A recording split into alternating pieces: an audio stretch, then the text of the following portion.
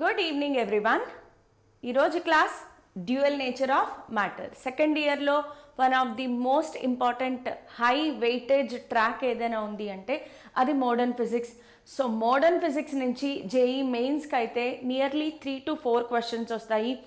ఎంసెట్కి అయితే 4 to 5 questions వస్తాయి. కాబట్టి high weightage chapter. So modern ఫిజిక్స్లో ఏమేమి చాప్టర్స్ ఉంటాయి అంటే మోడర్న్ ఫిజిక్స్లో dual nature of matter, atoms and nuclei. Semiconductor devices సెపరేట్గా చెప్తారు. సో సెమీకండక్టర్ డివైజెస్ చెప్పినప్పుడు దాని వెయిటేజ్ గురించి మాట్లాడుకుందాం. So dual nature of matter 1 question guarantee lesson and trust me దీనంత ఈజీ లెసన్ ఇంకొకటి ఉండదన్నమాట.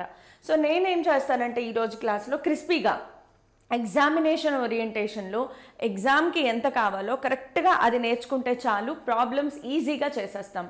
So dual nature of matter మొత్తంలో ప్రాబ్లమ్స్ చేయాలి అంటే కాన్సన్ట్రేట్ చేయాల్సిన ఏరియాస్ ఏంటి అంటే ఒకటి డి బ్రోగ్లీ ఫార్ములా ఒకటి ఉంటుంది, రెండోది ఐన్స్టీన్స్ ఫోటో ఎలక్ట్రిక్ ఎఫెక్ట్. అసలు ఫోటో ఎలక్ట్రిక్ ఎఫెక్ట్ అంటే ఏంటి, ఆ ఫీల్ వచ్చిందా, ఈ లెసన్ అయిపోయింది, ప్రాబ్లమ్స్ ఈజీగా చేసేయగలుగుతారు. Okay, so let's get started with today's class dual nature of matter. Welcome to Vedantu Telugu channel. This is your master teacher for physics KRD మన్. సో ఈరోజు క్లాస్ చెప్పుకున్నాం కదా డ్యూయల్ నేచర్ ఆఫ్ మ్యాటర్. అసలు ఈ పేరు ఎందుకు వచ్చింది dual nature of matter and దీనిని మోడర్న్ ఫిజిక్స్లో ఎందుకు పెట్టారు? మోడర్న్ ఫిజిక్స్ ఆ పేరులో మీకు అర్థమవుతుంది, కొత్తగా న్యూగా డెవలప్ అయిన ఫిజిక్స్ ఇది. సో కొత్త ఈరాలో స్టార్ట్ అయింది. ఎందుకంటే మోడర్న్ ఫిజిక్స్ స్టార్ట్ అవ్వకముందు జనాలు ఫిజిక్స్ అంటే టెక్నాలజీ అప్పటికి ఇంకా డెవలప్ కాలేదు. సో ఎక్కువ సోది లేకుండా స్ట్రైట్గా చెప్పేస్తాను. అంతకు ముందు వరకు ఏంటంటే మ్యాటర్ వేరు, రేడియేషన్ వేరు, రేడియేషన్ అంటే ఇలా బిహేవ్ చేస్తుంది, మ్యాటర్ అంటే ఇలా బిహేవ్ చేస్తుంది అని ఒక బిలీఫ్ ఉండేది. అండ్ మోర్ ఓవర్ న్యూటన్ లాంటి పెద్ద పెద్ద సైంటిస్టులు కూడా లైట్, రేడియేషన్, ఎలక్ట్రోమాగ్నెటిక్ వేవ్స్ ఏవైతే ఉన్నాయో ఆ ఎలక్ట్రోమాగ్నెటిక్ వేవ్స్ పార్టికల్ నేచర్ని కలిగి ఉంటాయి అని చెప్పేసి చెప్పడం జరిగింది. చాలా సంవత్సరాలు అదే నమ్మారనమాట. బికాస్ పెద్దోళ్ళు చెప్పింది మరి మనం నమ్మాలి కదా. అయితే అదే న్యూటన్ టైంలో ప్యారలల్గా హైసెన్బర్గ్ అనే ఓ బుడ్డోడు పాపం సైంటిస్ట్ వచ్చి లేదు లేదు ఎలక్ట్రోమాగ్నెటిక్ వేవ్స్కి వేవ్ నేచర్ ఉంది అని చెప్పారనమాట.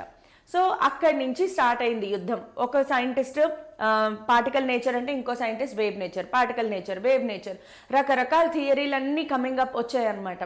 సో అన్ని థియరీస్ కలిపేసి ఫైనల్గా ఏం కంక్లూడ్ చేశారు అంటే ఎలక్ట్రోమాగ్నెటిక్ వేవ్స్కి డ్యూయల్ నేచర్ ఉంది. ఎలక్ట్రోమాగ్నెటిక్ వేవ్స్ అంటే తెలుసు కదా, లైట్, ఎక్స్రేస్, గామా రేస్, ఇవన్నీ కూడా ఎలక్ట్రోమాగ్నెటిక్ వేవ్స్లోకి వెళ్తాయి. So ultraviolet race, infrared race, ఇవన్నిటిని మనం ఎలక్ట్రోమాగ్నెటిక్ వేవ్స్ అంటాం. బికాజ్ ఎలక్ట్రోమాగ్నెటిక్ వేవ్స్ స్పెక్ట్రమ్ చదువుతాం, గుర్తుందా? సో ఈ ఎలక్ట్రోమాగ్నెటిక్ వేవ్స్ అన్నిటికీ కూడా డ్యూయల్ నేచర్ ఉంది. వాటికి నచ్చినప్పుడు అవి వేవ్ నేచర్లో బిహేవ్ చేస్తాయి, వాటికి నచ్చినప్పుడు అవి పార్టికల్ నేచర్లో బిహేవ్ చేస్తాయి. అయితే మరి ఇప్పుడు మ్యాటర్ ఎందుకు పెట్టారు మేడం ఇక్కడ అంటే యాక్చువల్గా full name dual nature of matter and radiation అని ఉంటుంది లెసన్ పేరు. సో ఇప్పుడు డి బ్రోగ్లీ ఏం కంక్లూడ్ చేశాడంటే అరే ఈ యూనివర్స్ అనేది రెండు విషయాలతో తయారైంది, ఒకటి మ్యాటర్, రెండోది రేడియేషన్. అండ్ యూనివర్స్ అనేది సిమెట్రీని ఫాలో అవుతుంది. ఇప్పుడు ఈ సోదంతా ఎందుకు చెప్తున్నాను అని అనుకోకండి, బికాజ్ మీకు అసర్షన్ రీజన్ క్వశ్చన్స్లో థియరీ క్వశ్చన్స్ వస్తాయి కాబట్టి కాన్సెప్ట్ బేసిక్ ఐడియా ఉండాలి. And also more over feel అవ్వాలి కదా కాన్సెప్ట్ని కొంచెం. సో దానికోసం అని చెప్పి బ్యాక్గ్రౌండ్ ఫ్లాష్ బ్యాక్ చెప్పడం జరుగుతుంది. సో ఫైనల్గా డి బ్రోగ్లీ ఏం చెప్పాడంటే నేచర్కి సిమెట్రీ ఉంటుంది, రేడియేషన్ ఎలా బిహేవ్ చేస్తుందో మ్యాటర్ కూడా అలాగే బిహేవ్ చేస్తుంది. సో మ్యాటర్కి కూడా డ్యూయల్ నేచర్ ఉంది. మ్యాటర్ అంటే మనకి తెలుసు కదా, ఈ పెన్, ఈ రిమోట్, నా హ్యూమన్ బాడీ, ఈ బోర్డు, నువ్వు, నీ ఎక్స్ అన్నీ కూడా మనకి మ్యాటరే. అయితే మనకేం తెలుసు, మ్యాటర్ పార్టికల్స్లో తయారై ఉంటుంది తెలుసు, బికాజ్ అన్ని ఆటమ్స్, మాలిక్యూల్స్తో తయారవుతుంది కాబట్టి every matter is made up of particles, అది మనకి తెలుసు. కానీ మ్యాటర్కి వేవ్ లెంత్ ఉంటుందా, మ్యాటర్కి వేవ్ నేచర్ ఉంటుందా? ఇప్పుడు నాలో నుంచి వేవ్స్, నేను వేవ్ నేచరా, నేను వేవ్ లాగా డాన్స్ చేస్తున్నాను అంటే కాదు కదా.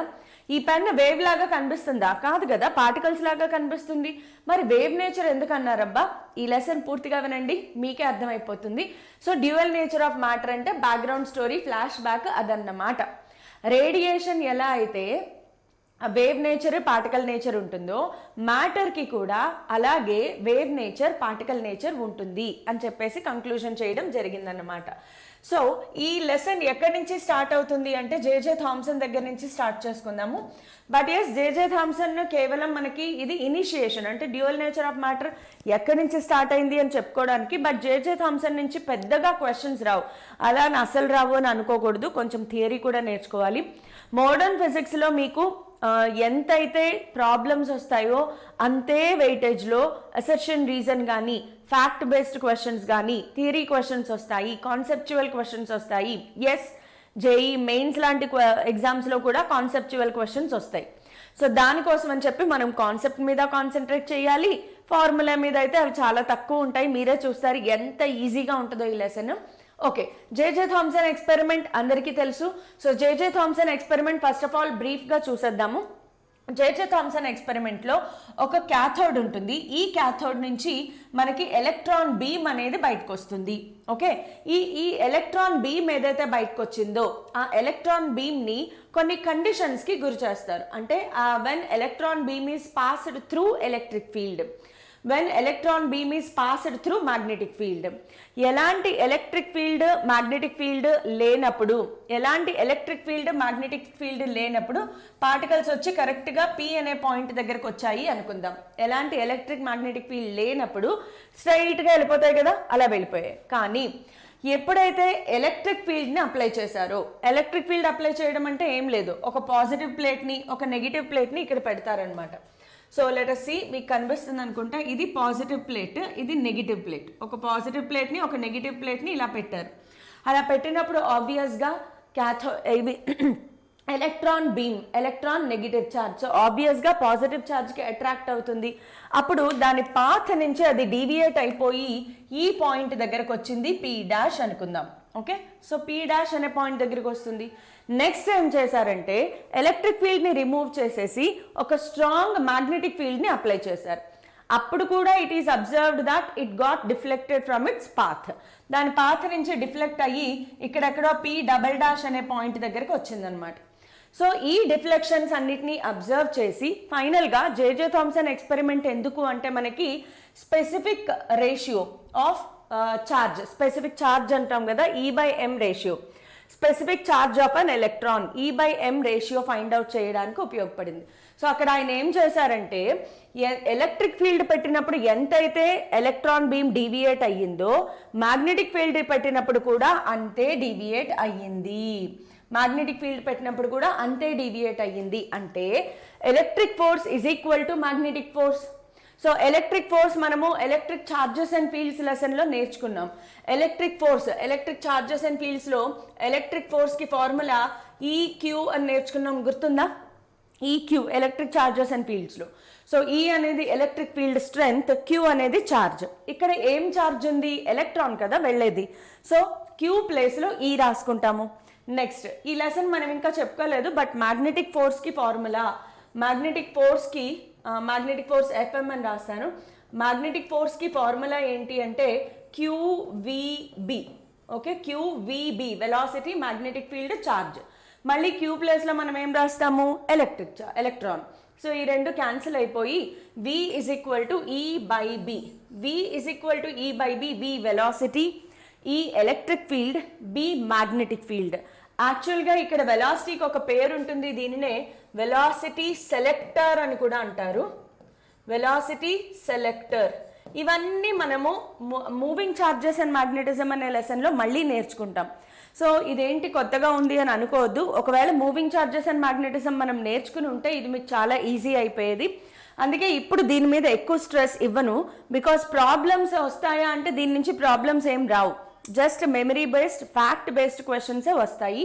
సో ఇది ఒక వెలాసిటీకి ఫార్ములా తీసుకురావచ్చు. వెలాసిటీ ఎవరిది?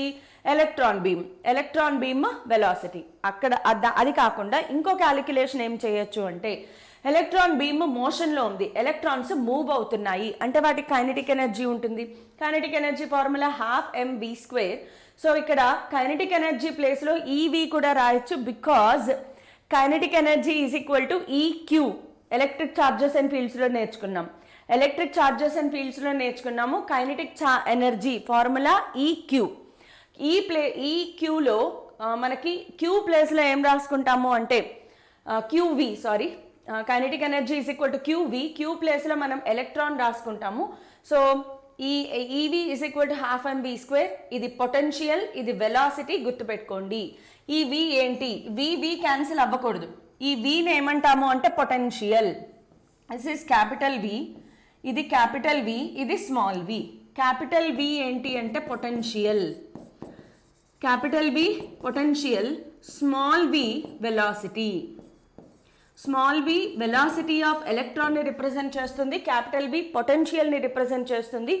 దీని నుంచే మన ఎలక్ట్రాన్ యొక్క స్పెసిఫిక్ ఛార్జ్ని జేజే థామ్సన్ క్యాలిక్యులేట్ చేశారు. Electron specific charge as calculated by J.J. Thomson is 1.77 into 10⁻11 coulomb per kg. So ఇది కేవలం మెమరీ బేస్డ్ కాబట్టి ఫ్యాక్ట్ బేస్డ్ క్వశ్చన్స్ లాగా నేర్చుకోండి, జస్ట్ థియరీ బిట్స్ మాత్రమే వస్తాయి. Now we will enter in to the most important. అసలు dual nature of matter అంటేనే మనం నేర్చుకోవాల్సింది ఏంటంటే photo electric effect. Photo electric effect, ఆ పేరు అలాగే మీనింగ్ తీసుకుంటే గనక, ఇప్పుడు మన అక్క చెప్పింది పాదయాత్ర అంటే పాదాల మీద నడిచే యాత్ర, అలాగే ఫోటో ఎలక్ట్రిక్ ఎఫెక్ట్ అంటే ఫోటో అంటే లైట్, లైట్ నుంచి ఎలక్ట్రిసిటీ ఎఫెక్ట్ క్రియేట్ అవుతుంది. లైట్ని ఉపయోగించి ఎలక్ట్రిసిటీ ఎఫెక్ట్ని క్రియేట్ చేస్తాం కాబట్టి ఫోటో ఎలక్ట్రిక్ ఎఫెక్ట్ అంటారు. సో ఫోటో ఎలక్ట్రిక్ ఎఫెక్ట్లో జరిగేదేంటి, వెరీ బేసిక్ కాన్సెప్ట్, కొంచెం జాగ్రత్తగా వినండి. ఫోటో ఎలక్ట్రిక్ ఎఫెక్ట్ అంత ఈజీ ఇంకొకటి ఉండదు అనమాట. ఫోటో ఎలక్ట్రిక్ ఎఫెక్ట్లో ఏం జరుగుతుంది అంటే, మనం ఒక మెటల్ని కన్సిడర్ చేస్తే, ఓకే, ఒక మెటల్ సర్ఫేస్ని, ఇదొక మెటల్, ఇదైతే మీరు చూస్తున్నారో ఇదొక మెటల్ సర్ఫేస్. సో మెటల్ అనేది ఆబ్వియస్గా ఆటమ్స్తో మేక్ అయి ఉంటుంది. ఇక్కడ 1 2 3 4 ఆటమ్స్ మనకు కనిపిస్తున్నాయి. లోపల green colour nuclei, orange colour ఏంటి అంటే ఎలక్ట్రాన్స్. ఎలక్ట్రాన్స్ చుట్టూరా డిస్ట్రిబ్యూట్ అయి ఉంటాయి కదా. అయితే చాలా మెటల్స్లో అవుటర్ మోస్ట్ ఆర్బిటాల్ ఎలక్ట్రాన్స్ ఫ్రీగా ఉంటాయి, రైట్. సో ఆ ఫ్రీ ఎలక్ట్రాన్స్కి కొద్దిపాటి ఎనర్జీ ఇస్తే చాలు, అవి న్యూక్లియస్ అట్రాక్షన్ నుంచి బయటకు వచ్చేసి ఫ్రీగా తిరగడానికి ఇష్టపడతాయి అన్నమాట. సో ఎలక్ట్రాన్స్ ఎప్పుడు కూడా దే లవ్ ఫ్రీడమ్, న్యూక్లియస్ కి బౌండ్ అయి ఉండడానికి ఇష్టపడవు. ఎవరు, outer most orbital electrons. Just like ఒక క్లాస్ రూమ్ ఉంది అనుకోండి, లాస్ట్ బెంచ్ స్టూడెంట్స్ ఎప్పుడు కూడా దే వాంట్ ఫ్రీడమ్. క్లాస్లో నుంచి ఎప్పుడు బయటకు వెళ్ళిపోదామా అని చూస్తూ ఉంటారనమాట. ఎవరైనా వచ్చి ఒక 4 స్టూడెంట్స్ రండమ్మా పని ఉంది అంటే ఫస్ట్ లేచేది ఎవరు, లాస్ట్ బెంచ్ స్టూడెంట్స్ లేచి వెళ్ళిపోతారు కదా. సో అలాగా outer most orbital electrons ఏవైతే ఉన్నాయో they are ready to come out of the nucleus bound. So ఆటంలో నుంచి బయటికి రావడానికి రెడీగా ఉంటాయి, కానీ వాటికి కొంత ఎక్స్ట్రా బయట నుంచి ఎనర్జీ కావాలన్నమాట. ఆ కొంచెం ఎనర్జీ ఇచ్చారా ఆ ఎలక్ట్రాన్స్ ఆటం నుంచి బయటకు వచ్చేసి ఫ్రీగా మూవ్ అవుతూ ఉంటాయి. అదే ఇక్కడ జరిగేది కూడా.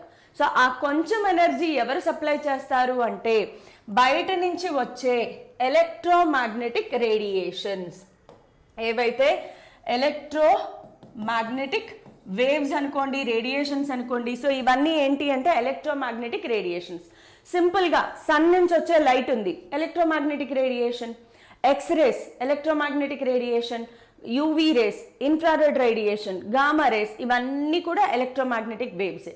సో ఆ ఎలక్ట్రోమాగ్నెటిక్ వేవ్స్లో ఏదైనా ఒక electromagnetic wave of suitable frequency, అంటే ఈ మెటల్లో నుంచి ఎలక్ట్రాన్ని బయటికి లాగగలిగేంత మినిమం ఎనర్జీ సప్లై చెయ్యగలిగే సత్తా ఉన్న ఎలక్ట్రోమాగ్నెటిక్ వేవ్ కనుక వచ్చి పడింది అనుకోండి, దీని ఎనర్జీ వల్ల ఈ ఎలక్ట్రాన్స్ చూడండి హ్యాపీగా బయటకు వచ్చేసి మూవ్ అవుతున్నాయి. దీనినే ఫోటో ఎలక్ట్రిక్ ఎఫెక్ట్ అంటారు. లైట్ వచ్చి పడడం వల్ల ఎలక్ట్రాన్స్ మూవ్ అవుతున్నాయి. ఎలక్ట్రిసిటీ అంటే ఏంటి? ఎలక్ట్రాన్స్ మూవ్ అవ్వడం, ఎలక్ట్రాన్స్ కదిలితే దానినే ఎలక్ట్రిసిటీ అంటాం కదా. సో ఇక్కడ ఏం జరుగుతోంది, లైట్ వచ్చి పడడం వల్ల ఎలక్ట్రాన్స్ మూవ్ అవుతున్నాయి. లైట్ ఎఫెక్ట్ వల్ల ఎలక్ట్రిసిటీ ఎఫెక్ట్ క్రియేట్ అయ్యింది. దీనినే మనము ఫోటో ఎలక్ట్రిక్ ఎఫెక్ట్ అంటారు. So photo electric effect is the emission of electrons from the surface of a metal from the surface of a metal when light of suitable frequency falls on it. ఏదో ఒక light వచ్చి పడిపోతే electrons బయటకు వచ్చేస్తాయా అంటే కాదు, because ఈ electrons కొంత ఎనర్జీతో బౌండ్ అయి ఉన్నాయి, దానికి సమానమైన ఎనర్జీతో బయటికి లాగాలి. అంటే దీనికి ఒక కొంత ఫ్రీక్వెన్సీ కొంత వేవ్ లెంత్ సూటబుల్గా ఉండాలి. ఏదో ఒక ఫ్రీక్వెన్సీ ఏదో ఒక వేవ్ లెంత్ వచ్చి పడితే అబ్బే ఎలక్ట్రాన్స్ బయటికి రావు, వాటికి వీటితో కొంత బాండింగ్ ఉంటుంది కదా, కొంత షేరింగ్, దానిని బ్రేక్ చేసి బయటికి లాగగలిగే కేపబిలిటీ ఉన్న ఎలక్ట్రోమాగ్నెటిక్ వేవ్స్ మాత్రమే వాటిని బయటికి లాగగలవు. అందుకే లైట్ ఆఫ్ సూటబుల్ ఫ్రీక్వెన్సీ అంటాము. సో ఇది in short, very short photo electric effect, చాలా సింపుల్ అనమాట. సో ఫోటో ఎలక్ట్రిక్ ఎఫెక్ట్లో ఏం జరుగుతోంది క్లియర్గా మీరు అబ్జర్వ్ చేస్తే, ఈ లైట్కి కొంత ఈ అమౌంట్ ఆఫ్ ఎనర్జీ ఉంది అనుకుందాం. ఈ వచ్చి పడే లైట్ ఏదైతే ఉందో దీనిని ఏమంటామమ్మా, ఇన్సిడెంట్ లైట్. దీనిని ఏమంటాము, ఇన్సిడెంట్ లైట్. ఏ లైట్, ఏ ఎలక్ట్రోమాగ్నెటిక్ వేవ్ అయితే సర్ఫేస్ మీద వచ్చి పడుతోందో దానిని ఇన్సిడెంట్ లైట్ అంటాము. Terminology important, okay. సో దానిని మనం ఇన్సిడెంట్ లైట్ అంటాము. ఒకవేళ ఇన్సిడెంట్ లైట్కి ఈ అమౌంట్ ఆఫ్ ఎనర్జీ ఉంది అనుకోండి, ఈ అమౌంట్ ఆఫ్ ఎనర్జీ ఎలా ఉపయోగపడుతోంది, ఇందులో కొంత ఎనర్జీ ఎలక్ట్రాన్ని బయటికి లాగడానికి ఉపయోగపడితే ఇంకొంత ఎనర్జీ ఆ ఎలక్ట్రాన్ని కొంత వెలాసిటీతో తొయ్యాలి కదా, అక్కడే ఉండిపోతే మళ్ళీ అక్కడే ఉంటుంది. అది బయటికి లాగిన ఎలక్ట్రాన్ని మళ్ళీ తొయ్యాలి అంటే దానికి కొంత వెలాసిటీ ఇవ్వాలి, అంటే కైనెటిక్ ఎనర్జీగా మారుతుంది. So energy conservation of energy జరుగుతుంది. అదే మనకు ఐన్స్టీన్ చెప్పింది కూడా. సో దానిని మనం ఫాలో అవుదాము. ఫస్ట్ ఆఫ్ ఆల్ ఈ లెసన్లో మూడు ఇంపార్టెంట్ టర్మినాలజీ ఉంటాయి. 3, 4 అనుకోండి, ఒక 4, okay. First very very very very very important ఏంటి అంటే వర్క్ ఫంక్షన్, రెండోది థ్రెషోల్డ్ ఫ్రీక్వెన్సీ, మూడోది థ్రెషోల్డ్ వేవ్ లెంత్. ఈ స్లైడ్లో ఉన్న వాటిని ఫస్ట్ ఆఫ్ ఆల్ ఫీల్ అవ్వండి, ప్రాబ్లమ్స్ సాల్వ్డ్. వర్క్ ఫంక్షన్కి సింబల్, యూజువల్గా వర్క్ ఫంక్షన్కి సింబల్ ఏం యూజ్ చేస్తారు అంటే W5 లేదా W0 ఏవైనా వాడతారు. W5 W0 ఇవన్నీ కూడా symbols used for work function. ఒక్కొక్క బుక్లో ప్రింట్ ఒక్కొక్కలా ఉంటుంది. సో W0 5 ఈ 3 కూడా దేనికి, వర్క్ ఫంక్షన్కి సింబల్స్. ఇప్పుడు డెఫినేషన్ చూడండి, very simple. The minimum energy required to remove electrons from the surface of a metal, that's it. So ఒక మెటల్ సర్ఫేస్ నుంచి ఎలక్ట్రాన్స్ని బయటికి లాగాలి అంటే వచ్చి పడే ఇన్సిడెంట్ వేవ్కి ఎంత మినిమం ఎనర్జీ ఉండాలి, minimum energy. The minimum energy required for the incident race to remove electrons from metal surface is called work function. చాలా సింపుల్ డెఫినేషన్ అమ్మా. So the minimum energy required నేర్చుకోండి, ఐపీఈలో 2 మార్క్స్ వెరీ ఇంపార్టెంట్ క్వశ్చన్ ఉంటుంది. So the minimum energy required to remove electrons from the surface of a metal surface నుంచి ఎలక్ట్రాన్ని లాగాలి అంటే కొంత minimum energy ఉండాలి వచ్చి పడే ఇన్సిడెంట్ రేకి. సో ఆ మినిమం ఎనర్జీనే మనము వర్క్ ఫంక్షన్ అంటాము. వర్క్ ఫంక్షన్కి బేసిక్ ఫార్ములా ఏంటి అంటే, నేను W అని రాస్తాను, వర్క్ ఫంక్షన్ 5 అని కూడా రాసుకోవచ్చు, ప్రాబ్లం ఏం లేదు. So 5 is equal to formula ఏంటి అంటే h/0 లేదా hc/λ0. 5 is equal to h/0 లేదా hc/λ0. ఎక్కడి నుంచి వచ్చింది, E is equal to hν formula ఉంది కదా మనకి, అక్కడి నుంచి వచ్చింది. మళ్ళీ C లాండా, మీకు ఇక్కడ ఈ లెసన్లో ఒకటి గుర్తుండాలి ఏంటి అంటే C is equal to F lambda formula గుర్తుందా, వెలాసిటీ, ఎలక్ట్రోమాగ్నెటిక్ వేవ్స్కి వెలాసిటీ. C అనేది speed of light, F frequency, lambda wavelength. Wave లెంత్కి, ఫ్రీక్వెన్సీకి, వెలాసిటీకి relation C is equal to F lambda లేదా C is equal to nu lambda. Nu అన్నా F అన్నా ఫ్రీక్వెన్సీయే. ఫ్రీక్వెన్సీకి సింబల్స్ రకరకాలు ఉంటాయి. న్యూ, F ఈ రెండు కూడా ఫ్రీక్వెన్సీకి సింబల్. రెండు కంఫర్టబుల్గా వాడడం నేర్చుకోవాలి. రెండు వాడేస్తాం అనమాట, వెచ్చలవిడిగా వాడతాం కాబట్టి C is equal to F లాండా. ఇక్కడి నుంచి new is equal to C/λ ఇలా వచ్చిందే నేను అక్కడ రాశాను, గుర్తుపెట్టుకోండి. ఓకే, వర్క్ ఫంక్షన్కి యూనిట్స్ వచ్చేసి నార్మల్గా SI యూనిట్స్ అయితే జౌల్, SI యూనిట్ వచ్చేసి జౌల్. కానీ ఇక్కడ మనము వర్క్ ఫంక్షన్ని రకరకాలుగా మెజర్ చేస్తారు, ఎలక్ట్రాన్ వోల్ట్స్లో కూడా మెజర్ చేస్తారు. సో ఎలక్ట్రాన్ వోల్ట్స్ అనేది అనదర్ యూనిట్ ఏం వాడతారు ఇక్కడ వర్క్ ఫంక్షన్కి? అనదర్ యూనిట్ ఏంటి అంటే అనదర్ యూనిట్ ఎలక్ట్రాన్ వోల్ట్స్. చదవడం నేర్చుకోండమ్మా, ఎలక్ట్రాన్ వోల్ట్స్. సో కన్వర్షన్ తెలియాలి. 1 electron volt is equal to 1.6 into 10⁻⁻19 joules. ఇది ఈ ఒక్క లెసన్కేనా? కాదు, మొత్తం ఫిజిక్స్లో ఎక్కడైనా 1 electron volt is equal to 1.6 into 10⁻⁻19 joules.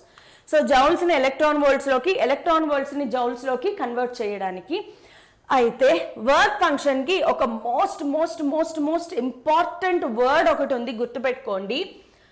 Metal మారనంత వరకు, మెటల్ మారనంత వరకు వర్క్ ఫంక్షన్ మారదు,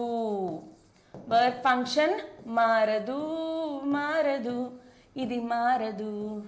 నేను ఇలాంటివి కొన్ని చెప్తూ ఉంటాను అప్పుడప్పుడు. గుర్తొస్తున్నాయా మీకు ఏమన్నా? తెలుగులో రాసి మరీ చెప్తున్నాను. ఎందుకు అంటే మైండ్లో ప్రింట్ అయిపోవాలి కాబట్టి. మీకు ఒక్కొక్కసారి ప్రాబ్లం చేసేటప్పుడు వెంటనే వెలగాలి అంటే సో మేడం తెలుగులో రాసి మరీ చెప్పారు కదా అని గుర్తు రావాలి. అంత ఇంపార్టెంట్ అనమాట ప్రాబ్లమ్స్ చేసేటప్పుడు వాడాల్సిన technique. Problem solving technique very important technique. సరే, సో మెటల్ మారనంత వరకు వర్క్ ఫంక్షన్ మారదు, గుర్తుపెట్టుకోండి. వర్క్ ఫంక్షన్ ఫార్ములా ఏమి? ఇక్కడ మీకు ఒక డౌట్ రావాలి. న్యూ నాట్ లాంబ్డా నాట్ అని ఎందుకు రాసాము అంటే, న్యూ నాట్ ఏమంటారు అంటే థ్రెష్ హోల్డ్ ఫ్రీక్వెన్సీ అంటారు. లాంబ్డా నాట్ ఏమంటారు అంటే థ్రెష్ హోల్డ్ వేవ్ లెంత్ అంటారు. న్యూ నాట్ ఏమంటారమ్మా? Threshold frequency. లాంబ్డా నాట్ని threshold wavelength. Threshold అనే పదానికి మీనింగ్ ఏంటి? నార్మల్గా తెలుగులో సింపుల్గా చెప్పాలి అంటే గడప, ఒక బ్యారియర్ అన్నమాట. సో నార్మల్గా ఇంటి గడప ఉంటుంది కదా, గడప దాటితే ఇంటి బయటికి వెళ్ళినట్లు, గడప ఇవతల వైపు ఉంటే ఇంటి లోపల ఉన్నట్లు. అలాగా థ్రెషోల్డ్ ఫ్రీక్వెన్సీ అంటే ఈ ఫ్రీక్వెన్సీ కంటే తక్కువ ఫ్రీక్వెన్సీతో లైట్ గనక వచ్చి పడే లైట్ యొక్క ఫ్రీక్వెన్సీ దీనికంటే తక్కువ ఫ్రీక్వెన్సీతో ఉంటే అది ఎలక్ట్రాన్స్ని బయటికి లాగలేదు. So the minimum frequency of incident radiation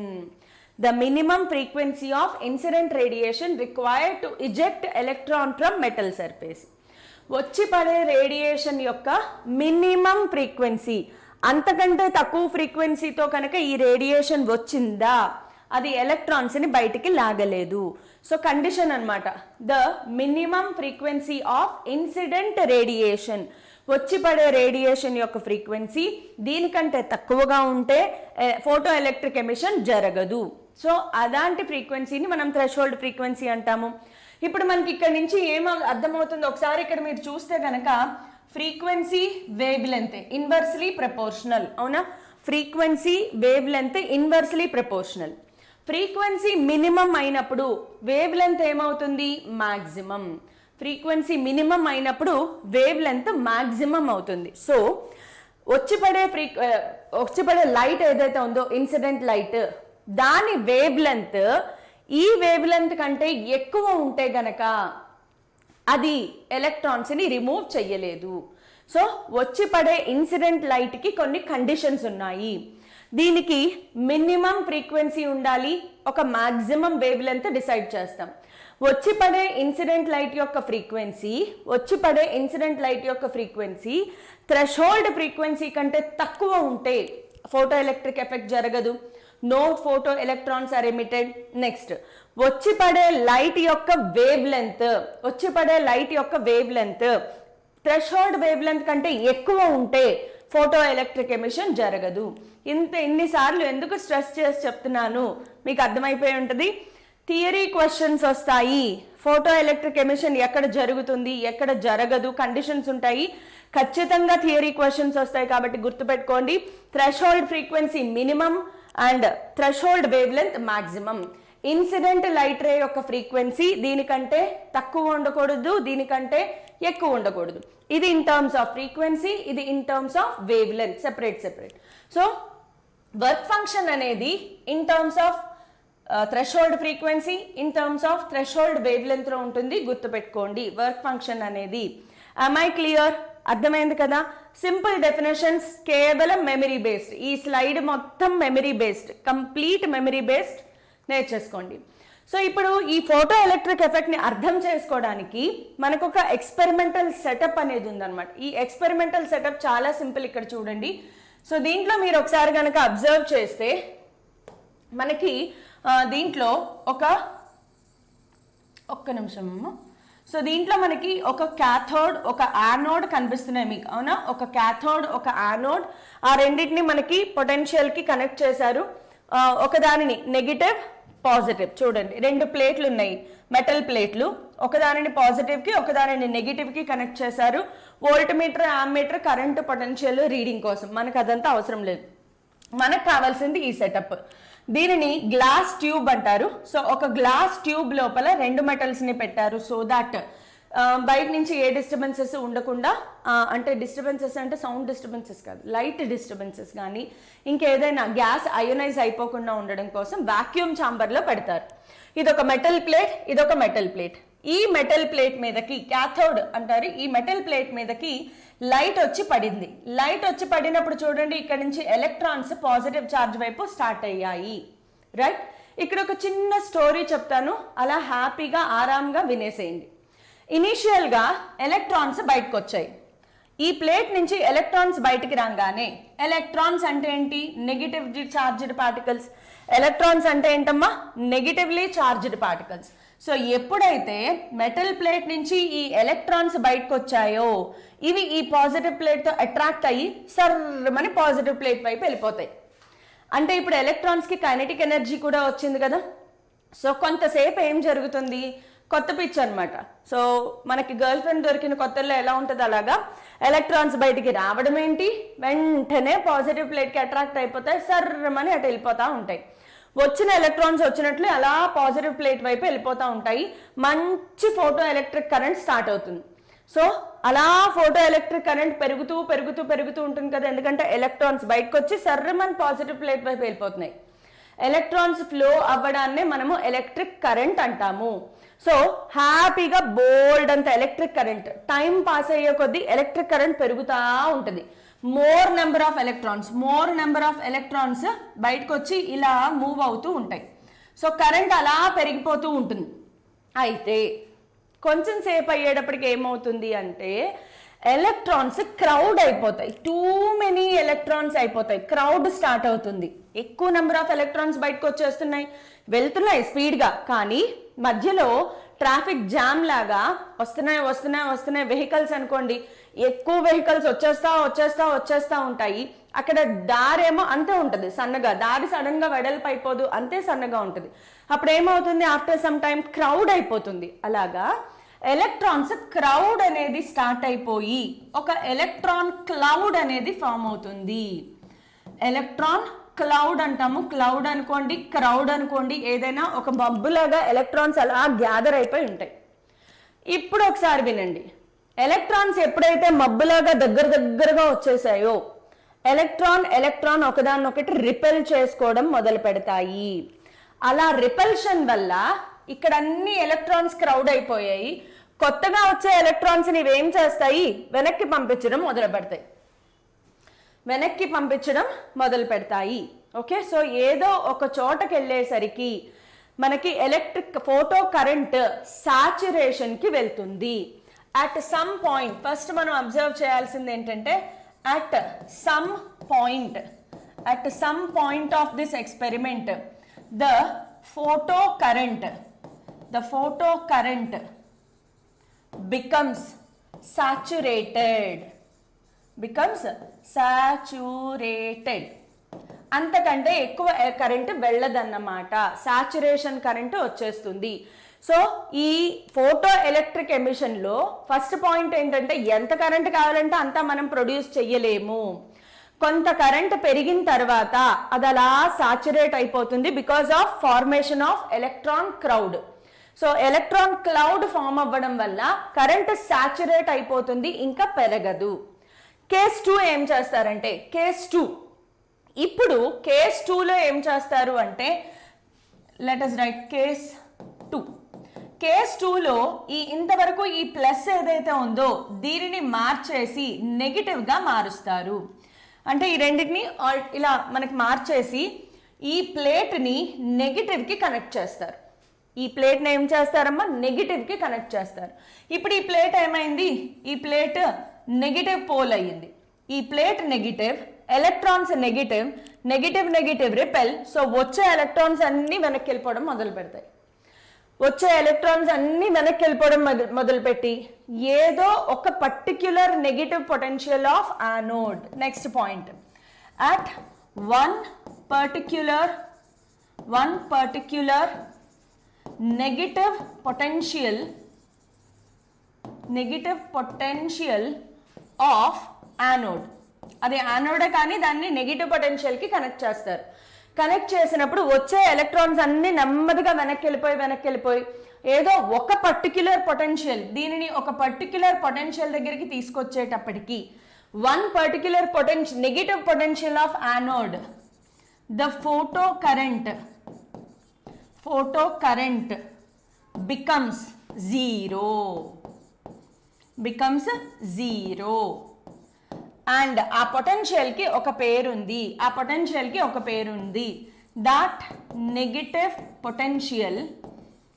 that negative potential is called stopping potential.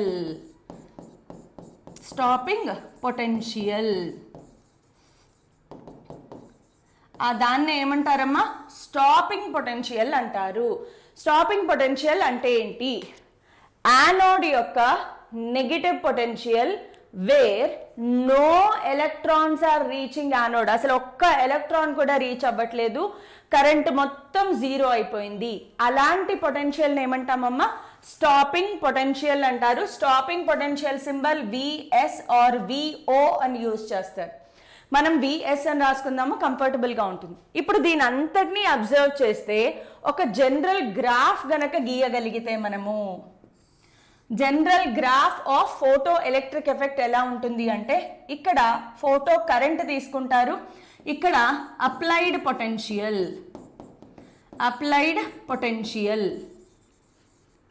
X axis మీద అప్లైడ్ పొటెన్షియల్, వై యాక్సిస్ మీద ఫోటో కరెంట్ తీసుకుంటే graph is observe to be like this. Okay, so graph is observe to be like this. వంకర టింకర్గా గీసాను. So graph is observe to be like this. చూడండి, current saturation అయిపోయిందా, దీన్ని ఏమంటాము, saturation current. Current పెరుగుతూ వచ్చింది, ఇంకంతే ఒక పర్టిక్యులర్ దగ్గర సాచురేట్ అయిపోయింది. సో దీన్ని ఏమంటామమ్మా మనం, సాచురేషన్ కరెంట్ అంటాము. మరి ఇక్కడ రాసిన దీన్ని ఏమంటారు, నెగిటివ్ పొటెన్షియల్. అవునా, ఇది పాజిటివ్ యాక్సిస్, ఇది నెగిటివ్ యాక్సిస్, నెగిటివ్ పొటెన్షియల్, దీన్నే మనము స్టాపింగ్ పొటెన్షియల్ అంటాం. సో ఇది జనరల్ గ్రాఫ్, చాలా ఇంపార్టెంట్. ఈ లెసన్స్లో గ్రాఫ్స్ ఉంటాయి. ఈ లెసన్లో డ్యూయల్ నేచర్ ఆఫ్ మ్యాటర్లో కరెక్ట్గా ఒక 3 గ్రాఫ్లు ఉంటాయి, 3 లేదా 4 వేసుకోండి. ఆ గ్రాఫ్లో తిప్పి ఇవ్వడం కానీ ఏమీ ఉండదు, యాజ్ ఇట్ ఈస్ గ్రాఫ్ అడుగుతారు. Graph as it is questions వస్తాయి. డ్యూయల్ నేచర్ ఆఫ్ మ్యాటర్ మొత్తంలో మెమరీ బేస్డ్ చాలా ఎక్కువ ఉంటుందమ్మా. Only Einstein's photo electric equation మాత్రమే problem oriented, and de Broglie wave length ఎలాగో అది మీకు తెలుసు. సో చాలా సింపుల్ లెసన్ అనమాట. సో మనం ఇక్కడ ఏదైతే డిస్కస్ చేసుకున్నామో దానినే గ్రాఫ్ రూపంలో రిప్రజెంట్ చేసాము. అయితే ఇప్పుడు కొన్ని గ్రాఫ్స్ డిస్కస్ చేసుకుందాం. ఇంకొన్ని దీంట్లో ఏంటంటే, ఇన్సిడెంట్ రే ఏదైతే ఉందో, మన ఇన్సిడెంట్ రే ఉంది కదా, ఈ ఇన్సిడెంట్ రేకి 2 క్యారెక్టరిస్టిక్స్ కన్సిడర్ చేస్తాం. ఒకటి ఇంటెన్సిటీ, రెండోది ఫ్రీక్వెన్సీ. ఇంటెన్సిటీ అంటే ఏంటి, ఫర్ ఎగ్జాంపుల్ ఒక క్యాండిల్ లైట్ ఉంది, ఒక సన్ లైట్ ఉంది. క్యాండిల్ లైట్ని మనం నార్మల్గా నేకెడ్ అయితే ఎలా చూసేయగలం, కానీ సన్ లైట్ని చూడగలమా, లేదు. బికాస్ సన్ యొక్క లైట్ ఇంటెన్సిటీ చాలా ఎక్కువ, క్యాండిల్ లైట్ ఇంటెన్సిటీ చాలా తక్కువ. సో ఇంటెన్సిటీ అంటే నార్మల్గా ఇంటెన్సిటీకి మీకు ఫార్ములా తెలుసుకోవడం మంచిదే, బెటర్. సో ఇంటెన్సిటీకి ఫార్ములా చెప్తాను చూడండి. ఇంటెన్సిటీని క్యాపిటల్ లెటర్ ఐతో సింబలైజ్ చేస్తాము. సో ఇంటెన్సిటీకి formula, intensity is equal to power by area. ఇంటెన్సిటీకి basic formula power by area. ఎంత ఏరియా మీద ఎంత పవర్ ఆఫ్ రేడియేషన్ వచ్చి పడుతోంది, పవర్ బై ఏరియా. సో దీనినే మనము I is equal to P/A అని రాసుకోవచ్చు. ఏరియా ఫార్ములా స్పియర్ అయితే 4πr², క్యూబ్ అయితే ఇంకొకటి. So area formula depends on the shape of the body. అక్కడ ఏరియా ఫార్ములా రాసుకుంటాం మనం. We know that power is equal to energy by time. ఇది కూడా మనం సబ్స్టిట్యూట్ చేసుకోవచ్చు. Power is equal to energy by టైంని కూడా ఇక్కడ సబ్స్టిట్యూట్ చేసుకోవచ్చు. ఒకవేళ ఎన్ నెంబర్ ఆఫ్ రేడియేషన్స్ వచ్చి పడుతుంటే N × E/T గా కూడా రాస్తాం. ఇది బేసిక్. ఇది ఎక్కడ నేర్చుకున్నాం మనము అంటే గుర్తుందా, వేవ్స్ లెసన్లో చెప్పాను నేను. వేవ్స్ లెసన్లో ఇంటెన్సిటీకి ఫార్ములా చెప్పాను. సో ఇది very important basic. Waves, wave optics, electromagnetic waves, radiation, light ఎక్కడ వాడితే అక్కడ ఈ ఫార్ములా ఉంటుంది అనమాట. సో బేసికల్గా గుర్తుపెట్టుకోండి. నెక్స్ట్ ఇప్పుడు క్వశ్చన్ ఏంటి అంటే variation of photo current with intensity of incident light. So it is observed that intensity of incident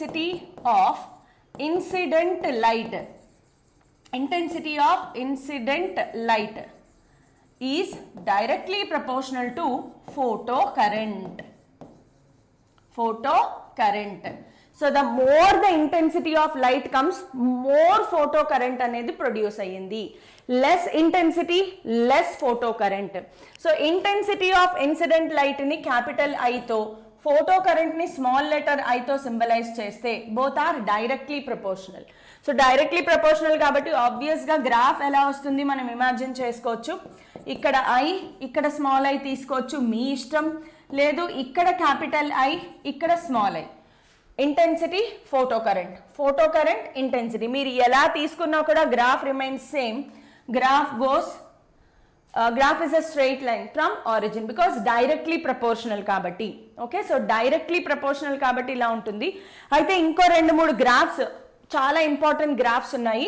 అదేంటంటే ఒక graph variation of photo current with intensity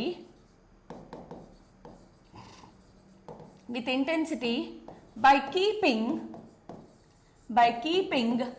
frequency constant. frequency ఎవరిది? Incident light the.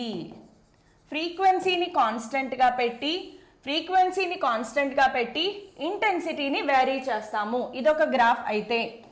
నెక్స్ట్ చూడండి, variation of photo current with frequency by keeping intensity constant. So రెండు reverse ఒక్కసారి observe చేసుకోండి. Intensity constant. ఏదైతే light వచ్చి పడుతోందో metal plate మీద incident light వచ్చి పడుతోంది కదా, ఆ ఇన్సిడెంట్ లైట్కి 2 క్యారెక్టరిస్టిక్స్ తీసుకుంటాం. ఒకటి ఇంటెన్సిటీ, రెండోది ఫ్రీక్వెన్సీ. ఒకసారి ఫ్రీక్వెన్సీని కాన్స్టెంట్గా పెట్టి ఇంటెన్సిటీని వేరీ చేస్తారు, రెండోసారి ఇంటెన్సిటీని కాన్స్టెంట్గా పెట్టి ఫ్రీక్వెన్సీని వేరీ చేస్తారు. ఈ 2 విషయాల్లో గ్రాఫ్ ఎలా ఉంటుంది అనేది మన అబ్జర్వేషన్. సో రాద్దాము. ఇక్కడ ఎప్పుడు కూడా అప్లైడ్ పొటెన్షియల్లే కన్సిడర్ చేస్తాము. This is always applied potential. And ఇక్కడ ఫోటో కరెంట్. సిమిలర్గా ఇక్కడ కూడా అలాగే తీసుకుందాము. So on y axis photo current, on x axis applied potential. ఇప్పుడు గ్రాఫ్ ఎలా వస్తుంది అంటే మనం ఏం కన్సిడర్ చేస్తున్నాం చూడండి. ఇంటెన్సిటీ మారుస్తున్నాము, ఫ్రీక్వెన్సీ కాన్స్టెంట్గా ఉంది. ఇది మన స్టాపింగ్ పొటెన్షియల్. సో గ్రాఫ్ ఇలా అబ్జర్వ్ చేశారు చూడండి. ఓకే, సో ఇవి I1, I2, I3. మీరు ఇక్కడ అబ్జర్వ్ చేయాల్సింది ఏంటంటే ఫ్రీక్వెన్సీ కాన్స్టెంట్గా ఉంటే ఫ్రీక్వెన్సీ కాన్స్టెంట్గా ఉంటే స్టాపింగ్ పొటెన్షియల్ మారలేదు చూడండి. రకరకాల ఇంటెన్సిటీ, ఒక ఇంటెన్సిటీ, దానికంటే ఎక్కువ ఇంటెన్సిటీ, దానికంటే ఎక్కువ intensity, light incident light intensity పెరిగే కొద్దీ ఇంటెన్సిటీ పెరిగే కొద్దీ కరెంట్ కూడా పెరుగుతోంది. ఆబ్వియస్గా ఇక్కడ I3 is greater than I2 is greater than I1. I1 చిన్నది, I3 చాలా పెద్దది, కరెంట్ పెరుగుతోంది. సాచురేషన్ కరెంట్సే, కానీ ఇదొక ఇంటెన్సిటీ దగ్గర, దాని నెక్స్ట్ ఇంటెన్సిటీ, దాని నెక్స్ట్ ఇంటెన్సిటీ పెరిగితే కరెంట్ పెరుగుతోంది కానీ stopping potential is not affected. ఇప్పుడు ఇటువైపు రండి. ఇటువైపు వస్తే గనక మనకి Vs మారిపోతూ ఉంటుంది, స్టాపింగ్ పొటెన్షియల్ మారిపోతూ ఉంటుంది, but you can see the saturation current remains the same. Frequency మారుతోంది, ఇంటెన్సిటీ కాన్స్టెంట్ గా ఉంది. ఇంటెన్సిటీ కాన్స్టెంట్ గా ఉంటే ఫోటో కరెంట్ కూడా కాన్స్టెంట్ గా ఉంటుంది. సో మరి ఎవరు మారుతున్నారు అంటే స్టాపింగ్ పొటెన్షియల్స్ మారిపోతున్నాయి. సో దీని నుంచి మనం కంక్లూజన్ చేసేది ఏంటి అంటే సమ్ ఇంపార్టెంట్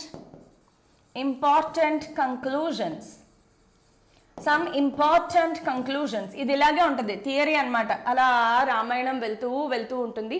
బట్ రామాయణం వినడానికి చాలా బాగుంటుంది కాబట్టి డ్యూయల్ నేచర్ కూడా బాగుంటుంది అనమాట. ఓకే, సమ్ ఇంపార్టెంట్ కంక్లూజన్స్ ఏంటి అంటే first point number 1, intensity is directly proportional to photocurrent. Intensity is directly proportional to photocurrent. Next, the stopping potential do not depend on intensity of incident light. Incident light యొక్క intensity మీద stopping potential depend అవ్వదు. మరి stopping potential దేని మీద depend అవుతుంది? Stopping potential depends on the frequency of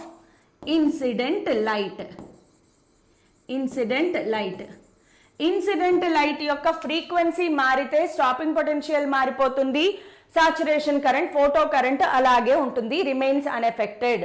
next, intensity మారిపోతే stopping potential remains unaffected, saturation current మారిపోతుంది లేదా ఫోటో కరెంట్ మారిపోతుంది. So photo current depends on intensity, not on frequency. Stopping potential depends on frequency, not on intensity of incident light. Is this point very clear? చాలా clear గా ఈ point అర్థం చేసుకోవాలి. Very very very important. అయితే Einstein's photo electric effect వెళ్లే ముందు ఒక చాలా ఇంపార్టెంట్ ఫార్ములా ఒకటి చెప్తాను చూడండి అమ్మా. Relation between stopping potential and kinetic energy. Relation between stopping potential and kinetic energy ఎవరివి? photoelectrons. So the relation between Vs and kinetic energy ఏంటి అంటే EVs is equal to K max or EVs is equal to half m V max square. V ఏంటి? Velocity. So stopping potential కి kinetic energy అసలు ఇక్కడ నుంచి మీరు mind లో పెట్టేసుకోవాలి. స్టాపింగ్ పొటెన్షియల్ అనగానే EVS is equal to K max, stopping potential EVS is equal to K max, అలా మైండ్ లో అలా అనేసుకోండి. ఒక 10 times అనేసుకోండి. బికాస్ ప్రాబ్లమ్స్ చేసేటప్పుడు చాలా ఇంపార్టెంట్. కే మ్యాక్స్ మాక్సిమం కైనెటిక్ ఎనర్జీ. ఏవైతే ఫోటో ఎలక్ట్రాన్స్ బయటకు వచ్చాయో వాటి కైనెటిక్ ఎనర్జీ ఉంటుందా, వాటి మాక్సిమం కైనెటిక్ ఎనర్జీ ఎవరి మీద డిపెండ్ అవుతుంది? Stopping potential. ఈ అంటే ఏంటి? 1.6 × 10⁻⁹. ఎందుకు రాశారు అంటే ఎలక్ట్రాన్ వోల్ట్స్ ని జౌల్లోకి కన్వర్ట్ చేయడానికి మాత్రమే. సో ఈ V S is equal to K max. ఈ వాల్యూ ఎంత? 1.6 × 10⁻⁹. కన్ఫ్యూజన్ ఏమీ లేదు. V S stopping potential, K max maximum kinetic energy. దాని ప్లేస్ లో ½ mv² రాసుకోవచ్చు కదా. మాస్ ఎప్పుడు మాక్సిమం అవ్వదు కాబట్టి వెలాసిటీ మాక్సిమం పెడతాము. Very very very important conclusion. EVS stopping potential అనగానే EVS is equal to K max. Relation between stopping potential and kinetic energy very very important. Next, Einstein's photo electric equation లోకి వచ్చేద్దాం. Einstein ఏం చెప్పాడు అంటే ఈ incident light ఏదైతే ఉందో ఇది మన మెటల్ సర్ఫేస్ అనుకుందాము, ఇది మన మెటల్ సర్ఫేస్. ఓకే, ఈ మెటల్ సర్ఫేస్ మీద ఇన్సిడెంట్ లైట్ వచ్చి పడుతోంది. ఇవన్నీ ఎలక్ట్రోమాగ్నెటిక్ రేడియేషన్స్. ఇప్పుడు వచ్చి పడే ఇన్సిడెంట్ లైట్కి కొంత ఎనర్జీ ఉంటుంది కదా. ఈ ఎనర్జీ ఎలా ఉపయోగపడుతోంది అంటే the energy of incident light. ఈ అంటే ఏంటి? Energy of incident light. Energy of incident light కొంత పార్ట్ ఎలక్ట్రాన్స్ని బయటికి లాగడానికి, ఇంకొంత పార్ట్ ఆ బయటకు వచ్చిన ఎలక్ట్రాన్స్కి వెలాసిటీ ఇవ్వడానికి ఉపయోగపడుతుంది. ఎలక్ట్రాన్స్ని బయటికి లాగడానికి చేసే వర్క్ని ఏమంటాము? Work function. సో ఈ వచ్చి పడే ఇన్సిడెంట్ లైట్ యొక్క ఇంటెన్సిటీ, దీనిలో కొంత పార్ట్ వర్క్ ఫంక్షన్గా ఉపయోగపడుతుంది, ప్లస్ ఇంకొంత పార్ట్ కైనెటిక్ ఎనర్జీగా ఉపయోగపడుతుంది. సో వచ్చి పడే ఈ అంటే ఏంటి? ఈ అంటే ఏంటి? Energy of incident light. Energy of incident light. మళ్ళీ ఆఫ్ ఎందుకు రాశాను? చదువుతున్నాను అనమాట. Energy of incident light. ఈ అనేది energy of incident light. Phi naught మనకు ఆల్రెడీ తెలుసు, it is work function. And K max మనకు ఆల్రెడీ తెలుసు, మాక్సిమం కైనెటిక్ ఎనర్జీ. సో వచ్చి పడే ఇన్సిడెంట్ లైట్ రేలో కొంత ఎనర్జీ ఎలక్ట్రాన్స్ని బయటికి లాగడానికి, ఇంకొంత ఎనర్జీ బయటకు వచ్చిన ఎలక్ట్రాన్స్ని పుష్ చేయడానికి ఉపయోగపడుతుంది. సో ఇక్కడి నుంచి చూడండి, దీన్ని ఎన్ని రకాలుగా మార్చుకోవచ్చు. We know that E is equal to h nu. E is equal to h nu. h nu ప్లేస్లో ఏం రాయొచ్చు? hc by lambda. ఇక్కడ నేను ఒక షార్ట్ కట్ మెథడ్ చెప్తాను చూడండి. ఇక్కడ మనకు ఒక షార్ట్ కట్ ఒకటి చూసుకుందాం. ఏంటి షార్ట్ కట్ అంటే, హెచ్సిలో హెచ్ వాల్యూ ఎంత? యాక్చువల్గా 6.634 into 10⁻−34 joule per coulomb. C value ఎంత? 3 ఇంటూ 10⁸ మీటర్ పర్ సెకండ్. ఈ రెండింటిని మల్టిప్లై చేయాలి అంటే ఇంత పెద్ద పెద్ద నంబర్స్ని ప్రతిసారి మల్టిప్లై చేయాలా? అవసరం లేకుండా షార్ట్ కట్ ఏంటి అంటే హెచ్సి బై లాంబ్డా ఉంది కదా, హెచ్సి బై లాంబ్డా దాని short cut 12400 by lambda when lambda is measured in angstrom units. లాంబ్డాని యాంగ్స్ట్రామ్ యూనిట్స్లో మెజర్ చేస్తే హెచ్సి ప్లేస్లో ఏం రాస్తాము? 12400 యాంగ్స్ట్రామ్ యూనిట్స్. లేదు, 1240 by lambda when lambda is measured in nanometres. Lambda నానోమీటర్స్లో ఉంటే హెచ్సి ప్లేస్లో 1240 డైరెక్ట్గా రాసేసుకోవచ్చు. మనకి అప్రాక్సిమేట్ ఆన్సర్ వస్తుంది, ప్రాబ్లం ఏం లేదు. అదే లాంబ్డా యాంగ్స్ట్రామ్ యూనిట్లో గనక మెజర్ చేస్తే, దీని ప్లేస్లో ఏం రాయాలమ్మా? 12400 రాయాలి. 12400 రాయాలి. ఇలా చేస్తే మీకు ఆన్సర్ ఎలక్ట్రాన్ వోల్ట్స్లో వస్తుంది. ఆన్సర్ ఎలక్ట్రాన్ వోల్ట్స్లో వస్తుంది. బికాజ్ మీరు మెజర్ చేసేది ఏంటి? ఎనర్జీ కదా. E is equal to hc by lambda. E is equal to, మీరు మెజర్ చేసేది E is equal to hc by lambda. Lambda angstrom యూనిట్స్లో, పోనీ కిందకి రాద్దాము. లాంబ్డా ఖచ్చితంగా యాంగ్స్ట్రామ్ యూనిట్స్లో గనక మెజర్ చేస్తే, లాంబ్డాని యాంగ్స్ట్రామ్ యూనిట్స్లో మెజర్ చేస్తే 12400 బై లాంబ్డా వేస్తే ఆన్సర్ ఎలక్ట్రాన్ వోల్ట్స్లో వస్తుంది. జౌల్స్లోకి కన్వర్ట్ చేసుకోవాలి. అలాగే సో లాంబ్డా నానోమీటర్స్లో ఉంటే హెచ్సి ప్లేస్లో 1240, లాంబ్డా యాంగ్స్ట్రామ్ యూనిట్స్లో ఉంటే హెచ్సి ప్లేస్లో 12400. ఓకే, 12400 మొత్తానికి పోయింది. Very good. 12400 అది మన ఎనర్జీకి ఫార్ములా. Got it? ఇప్పుడు మనకి ఫై నాట్కి ఆల్రెడీ ఫార్ములా తెలుసు, కే మ్యాక్స్కి ఫార్ములా తెలుసు, ఇంకా ఎన్ని రకాలుగా మారుస్తాను చూడండి. ఈ ప్లేస్లో H nu is equal to phi naught ప్లేస్లో H nu naught plus K max రాసుకోవచ్చు. సో ఇక్కడ నుంచి హెచ్ కామన్ తీస్తే nu minus nu naught is equal to K max. K max ప్లేస్లో ఈవిఎస్ కూడా రాసుకోవచ్చు. H into nu minus nu naught is equal to EVS. K max ప్లేస్లో EVS రాసుకోవచ్చు. చాలా సింపుల్. నెక్స్ట్ అలా కాకుండా ఇప్పుడు ఇంకొకటి చూద్దాం, ఇంకొక విధంగా ఎలా రాయొచ్చు. ఈ ప్లేస్లో హెచ్సి బై లాంబ్డా రాస్తే అప్పుడు ఫై నాట్ ప్లేస్లో HC by lambda naught plus K max.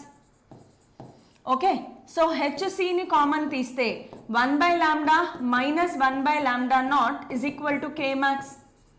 మళ్ళీ కే మ్యాక్స్ ప్లేస్లో ఈవీఎస్ రాసుకోవచ్చు, ప్రాబ్లం ఏం లేదు. అలా కాకుండా కే మ్యాక్స్ ప్లేస్లో హాఫ్ ఎంబీ స్క్వేర్ రాసుకోవచ్చా? ఎస్, అది కూడా రాసుకోవచ్చు. Next H nu is equal to H nu naught plus half MV max square రాసుకోవచ్చా? ఎస్, హ్యాపీగా రాసుకోవచ్చు. ఇలా ఎన్ని రకాలుగా కావాలంటే అన్ని రకాలుగా మనం హ్యాపీగా మార్చుకుంటూ వెళ్ళొచ్చు. ఇందులో ప్రాబ్లం ఏం లేదు, మనకి బేసిక్ నాలెడ్జ్ తెలియాలి అంతే. ఈ అంటే ఏంటి, ఫై నాట్ అంటే ఏంటి, కే మ్యాక్స్ అంటే ఏంటి తెలిస్తే చాలు, ఎన్ని రకాలుగా అయినా ఫార్ములా మార్చుకోవచ్చు. ఓకే, సో బేసిక్గా గుర్తుపెట్టుకోండి, ఈ అనేది energy of incident light, energy of incident light. So ఇక్కడ లాంబ్డా నాట్ న్యూ నాట్ వాడకూడదు, లాంబ్డా న్యూ వాడతాం. దీనికి లాంబ్డా నాట్ న్యూ నాట్ వాడతాము, వర్క్ ఫంక్షన్. ఓకే, సో చాలా ఇంపార్టెంట్ అమ్మా. Now we will enter into de Broglie's hypothesis. De Broglie hypothesis already చెప్పాను కదా. De Broglie ఈ రేడియేషన్ అబ్జర్వ్ చేసిన తర్వాత డి బ్రోగ్లీ కొన్ని కంక్లూజన్కి వచ్చాడు. అదేంటంటే the universe consists of matter and radiation only. మొత్తం యూనివర్స్లో రెండు ఎలిమెంట్స్ ఉన్నాయి, ఒకటి మ్యాటర్, ఇంకొకటి radiation. Nature loves symmetry. Nature loves symmetry అంటే రేడియేషన్కి ఏ ప్రాపర్టీస్ ఉన్నాయో మ్యాటర్కి కూడా అవే ప్రాపర్టీస్ ఉండాలి. ఇది ఆయన ఇచ్చిన conclusion. So if radiation has dual nature then matter also should have dual nature. రేడియేషన్కి డ్యూయల్ నేచర్ ఉన్నప్పుడు మ్యాటర్ కోపం వస్తుంది కదా, మ్యాటర్ కూడా డ్యూయల్ నేచర్ ఉండాలి. అది ఆయన ఇచ్చిన కంక్లూజన్. సో దీని అంతటినీ కంక్లూడ్ చేసి మరి రేడియేషన్కి డ్యూయల్ నేచర్ ఉంది అని ఆల్రెడీ ప్రూవ్ చేశారు. సో రేడియేషన్కి వేవ్ నేచర్ ఉంది, పార్టికల్ నేచర్ ఉంది. మరి అలాగే మ్యాటర్కి కూడా వేవ్ నేచర్ ఉండాలి, పార్టికల్ నేచర్ కూడా ఉండాలి. మ్యాటర్కి కూడా వేవ్ నేచర్, పార్టికల్ నేచర్ ఉండాలి. ఈ రెండింటిని కలుపుతూ డి బ్రోగ్లీ ఇచ్చిన కంక్లూజన్ ఏంటి అంటే lambda is equal to h by P. Lambda is equal to h by P. Lambda అంటే ఏంటి, wave length of the matter, wave length. ఒక్కసారి అబ్జర్వ్ చేస్తూ వెళ్ళండి. హెచ్ మనకి తెలుసు, planks constant, planks constant. And what is P? ఇక్కడ P ఏంటి అంటే మొమెంటం. పి ఏంటమ్మా, మొమెంటం. పి అనేది పార్టికల్ నేచర్ని చెప్తుంది. బికాజ్ మొమెంటం అంటే వెలాసిటీ ఉంటుంది కదా, వెలాసిటీ ఉండాలి అంటే ఒక పార్టికల్ మూవ్ అవ్వాలి, ఒక బాడీ మూవ్ అవ్వాలి. సో పి అనేది మొమెంటం, పార్టికల్ నేచర్ని చెప్తే ఇక్కడ చూడండి ఎంత బ్యూటిఫుల్గా రెండింటిని కనెక్ట్ చేశారో. మొమెంటం అనేది పార్టికల్ నేచర్ని ఎక్స్ప్రెస్ చేస్తే ఆబ్వియస్గా వేవ్ లెంత్ అనేది వేవ్ నేచర్ని ఎక్స్ప్రెస్ చేస్తుంది. అవునా, ఒక బాడీ వేవ్స్ని బయటకు వదిలితేనే కదా దానికి వేవ్ లెంత్ని క్యాలిక్యులేట్ చేయగలం. సో ఇక్కడ చూడండి, సింగిల్ బాడీకి వేవ్ నేచర్ అండ్ పార్టికల్ నేచర్ని కలుపుకుంటూ ఒక బ్యూటిఫుల్ ఫార్ములాని తయారు చేశాడు ఆయన. సూపర్ కాన్సెప్ట్ అనమాట, చూడడానికి ఎంత చిన్నగా ఉంటుందో అంత బ్యూటిఫుల్ కాన్సెప్ట్. సో ఈ ఫార్ములా ద్వారా డి బ్రోగ్లీ ఒక మ్యాటర్ యొక్క వేవ్ లెంత్ నేచర్ని, పార్టికల్ నేచర్ని కలిపారు. హెచ్ అనేది anyway constant. So lambda is inversely proportional to momentum. ఇంకా దీనిని మీరు ఎన్ని రకాలుగా అయినా మార్చుకుంటూ వెళ్ళొచ్చు. Lambda is equal to h by m v. Because since momentum, linear momentum formula ఏంటి, మాస్ ఇంటూ వెలాసిటీ కదా. Linear momentum formula mass into velocity. So p ప్లేస్లో నేను మాస్ ఇంటూ వెలాసిటీ రాసుకోవచ్చా? హ్యాపీగా రాసుకోవచ్చు. సో ఒక్కసారి మళ్ళీ దీని కన్వర్షన్స్, అప్లికేషన్స్ చూసేద్దామా. దీని కన్వర్షన్స్ ఎలా వెళ్తాయి? Basic formula lambda is equal to h by P, P momentum. So since linear momentum is equal to mass into velocity, so lambda is equal to h by mv. idoka formula. Next we know that relation between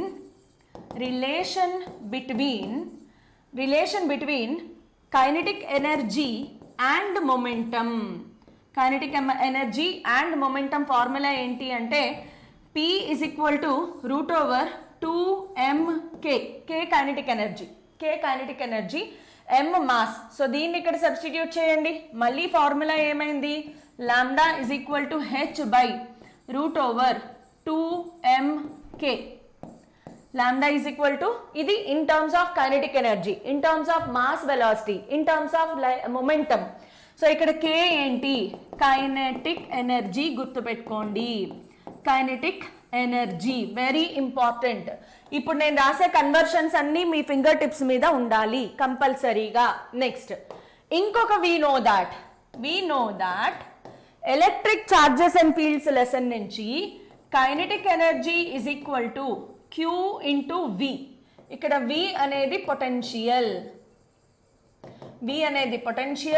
Q అనేది charge. Q అనేది charge అనుకుంటే ఇప్పుడు ఇక్కడ మళ్ళీ substitute చేయండి. కొత్త formula ఏమైంది అంటే lambda is equal to h by root over 2m, K ప్లేస్లో Q ఇంటూ V. ఇవన్నీ కూడా డి బ్రోగ్లీకి సంబంధించిన ఫార్ములే. 1 2 3 4 గుర్తుపెట్టుకోవాలి, మెమరైజ్ చేయాలి, వేరే దారి లేదు. అండ్ ఇక్కడ నేను ఒక షార్ట్ కట్ మెథడ్ చెప్తాను చూడండి. షార్ట్ కట్ మెథడ్ ఏంటంటే in any problem if you find a sentence A charge, అది ఎలక్ట్రాన్ అవ్వచ్చు, ప్రోటాన్ అవ్వచ్చు, ఏదైనా సరే, ఏ charge is accelerated, a charge is accelerated through a potential. Charge is accelerated through a potential. ఈ sentence కనిపించిందా? చూడండి, మళ్ళీ తెలుగులో రాస్తాను మీకు గుర్తుండడం కోసం. ఈ సెంటెన్స్ ప్రాబ్లంలో కనిపిస్తే, ఈ సెంటెన్స్ ప్రాబ్లంలో కనిపిస్తే use lambda is equal to h by root over 2mqv. Use lambda is equal to h by root over 2mqv. ఈ సెంటెన్స్ ప్రాబ్లంలో కనిపించిందా, ఇమ్మీడియట్గా రెండో థాట్ లేదు, ఈ ఫార్ములా వాడేసేయండి. అయితే దీంట్లో హైలీ రిపీటెడ్ బిట్ ఏంటి అంటే electron, proton, alpha particle, deuteron, ఇవి ఎక్కువగా అడుగుతారు. సో ఒక చిన్న ప్రాబ్లం సాల్వింగ్ టెక్నిక్ అనుకోండి. ఇఫ్ మాస్ ఆఫ్